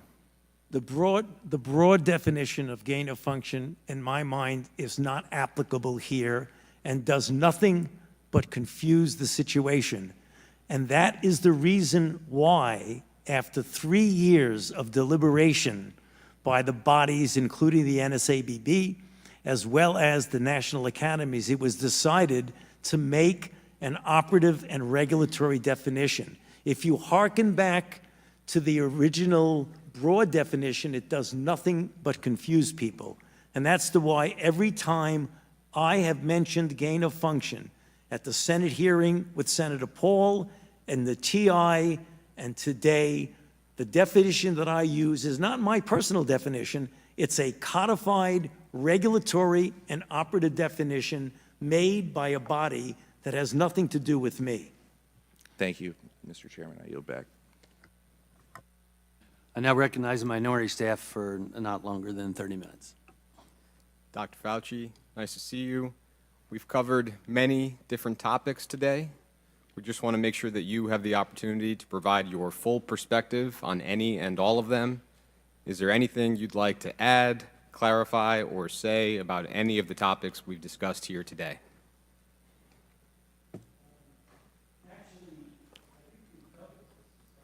We've covered just about everything, but if you come up with something you want to ask me, I'd be happy to try to fill it in, but I think we've been rather extensive today. I think that's great, and I think we agree, and so with that, we'll yield back the remainder of our time.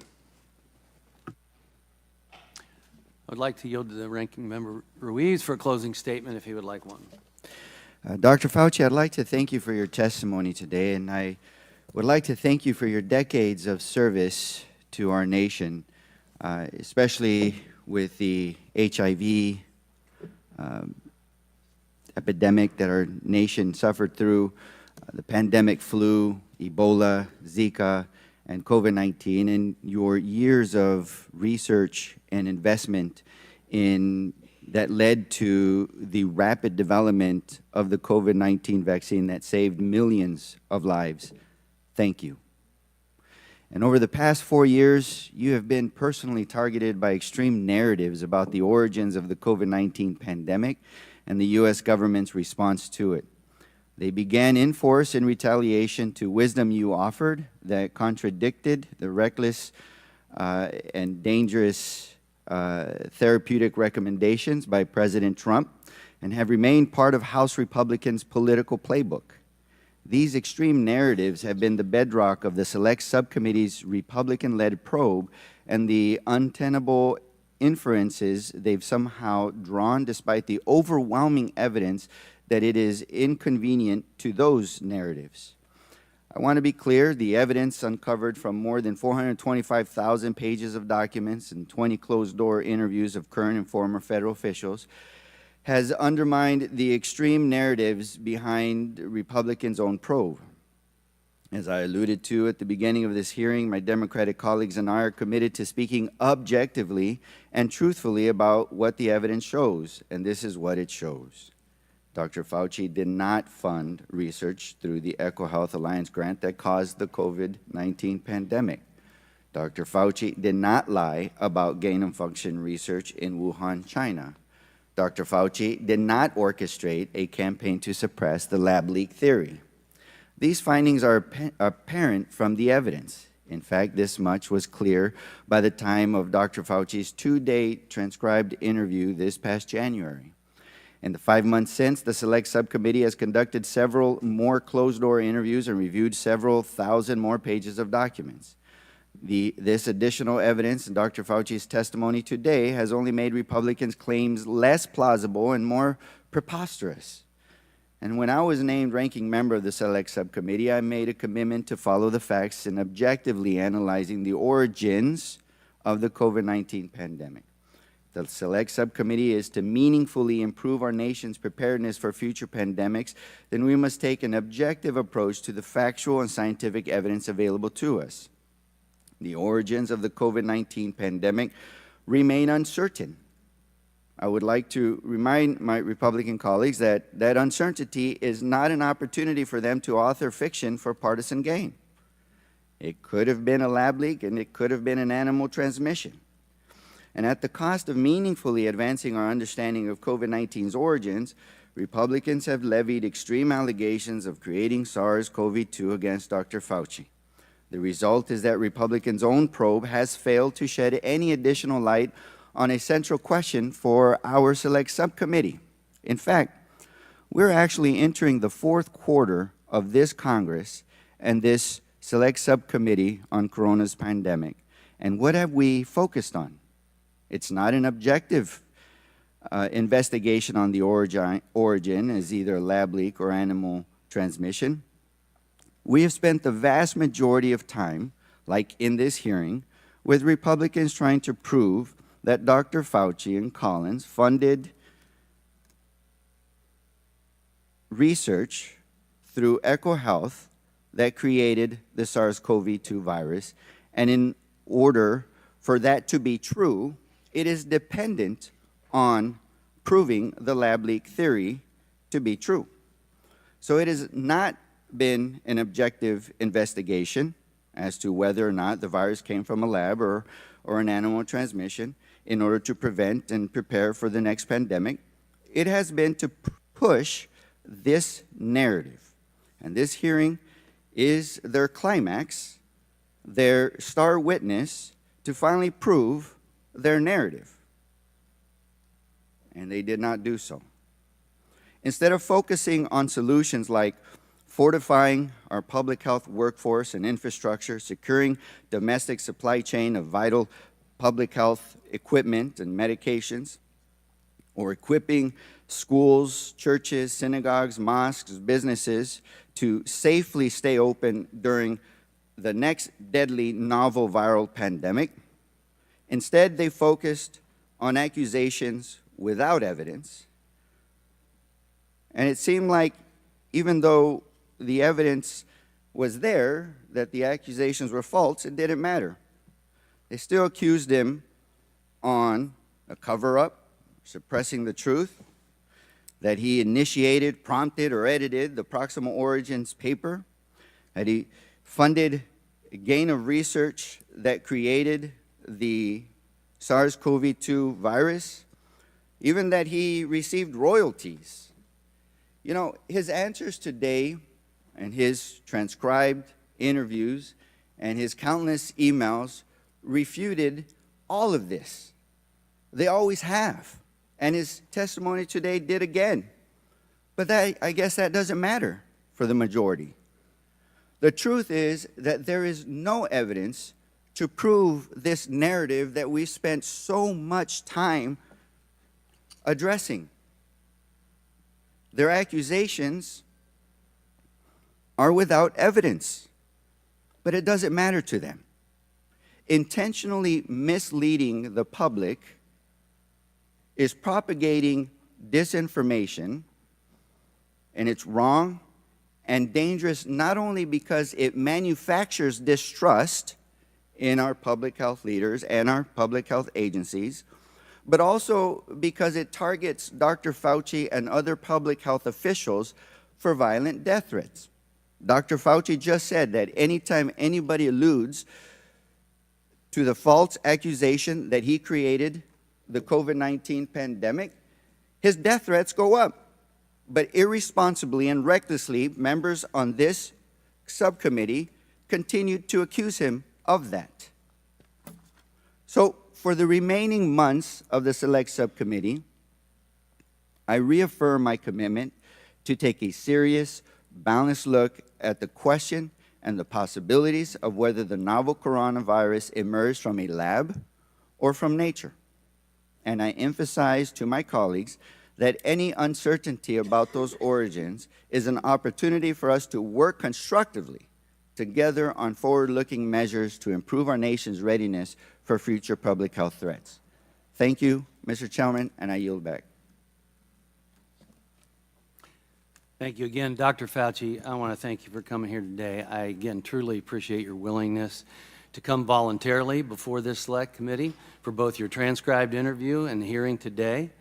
You know, this hearing was an opportunity to learn about our COVID-19 response and how we can improve and do better.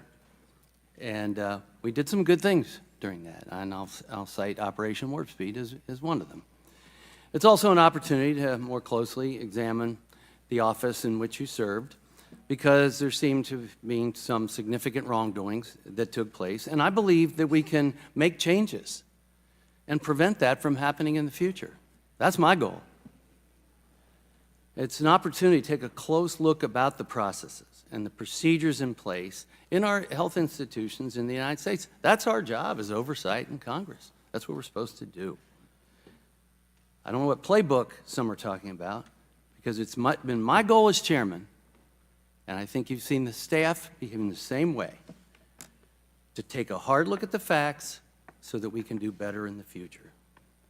I know that at the end of the transcribed interview, not only during the interview, we talked about other types of vaccines we may be able to create, mucosal vaccines, maybe inhibitors of furin, if there's a furin cleavage site as part of the vaccine. I appreciated that conversation so very much. And at the end, you thanked me for the fairness. And we had the opportunity to share a lot that day. I think what I'm most concerned about as we go forward as a country and from our agencies is that we can be trusted and that we are better in our messaging and talk about clarity. Dr. McCormick today talked about what it was like actually treating COVID patients day in and day out.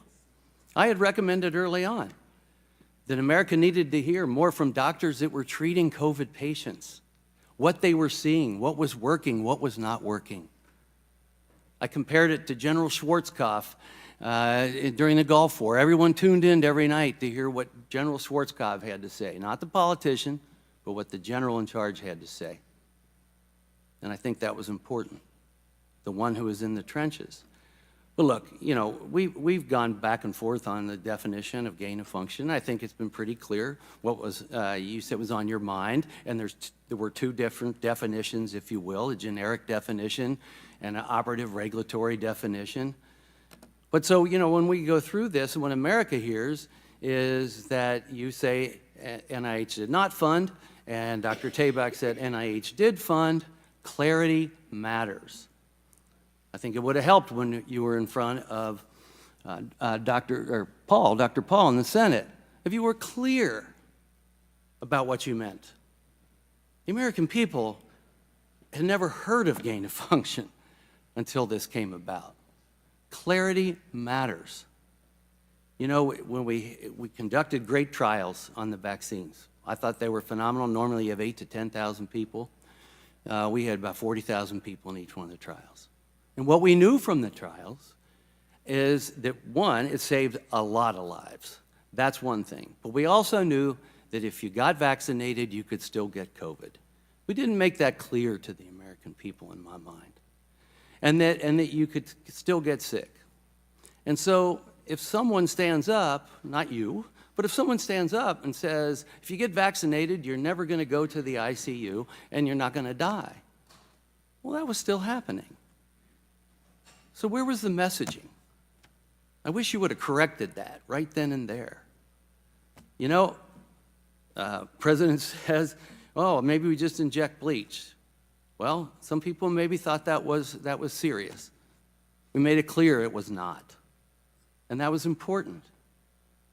But here we have Operation Warp Speed, which I know firsthand you were working on, and you were kind enough to work with the Doctors Caucus to explain what was going on with Operation Warp Speed. And we have a presidential candidate who says, well, if that's developed, I'm not taking it. And I'm paraphrasing. And then takes it. The American public deserve a lot better from their government. And what should have been a 9/11 moment for this country, this pandemic, was turned into a political nightmare. We need to do better. These are agnostic issues, not political. And I think from what we have learned from you in the TI and here today, there's a lot of things that we can do better. And the grant process being one of them. I mean, if you, look, when I sign a prescription, I'm responsible for it.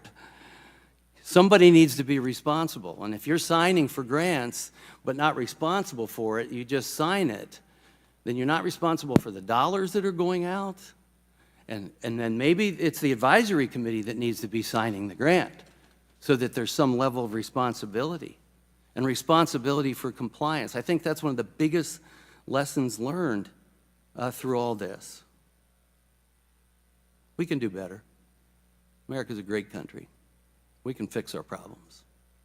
But we have to take a good hard look at what we did, what we didn't do, be honest with ourselves, be better in our messaging to the American people, especially when it comes to health.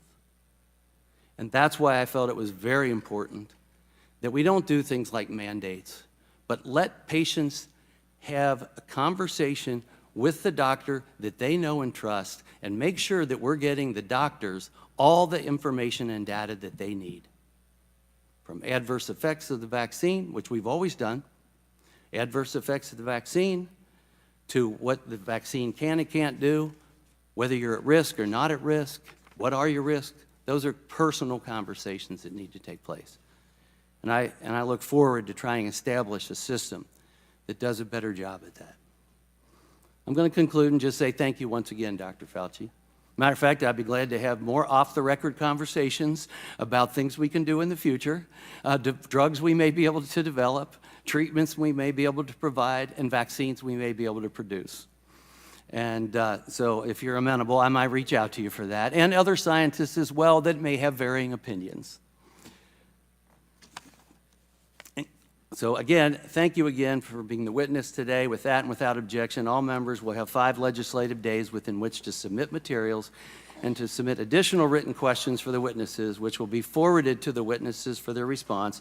If there's no further business, without objection, the Select Subcommittee stands adjourned.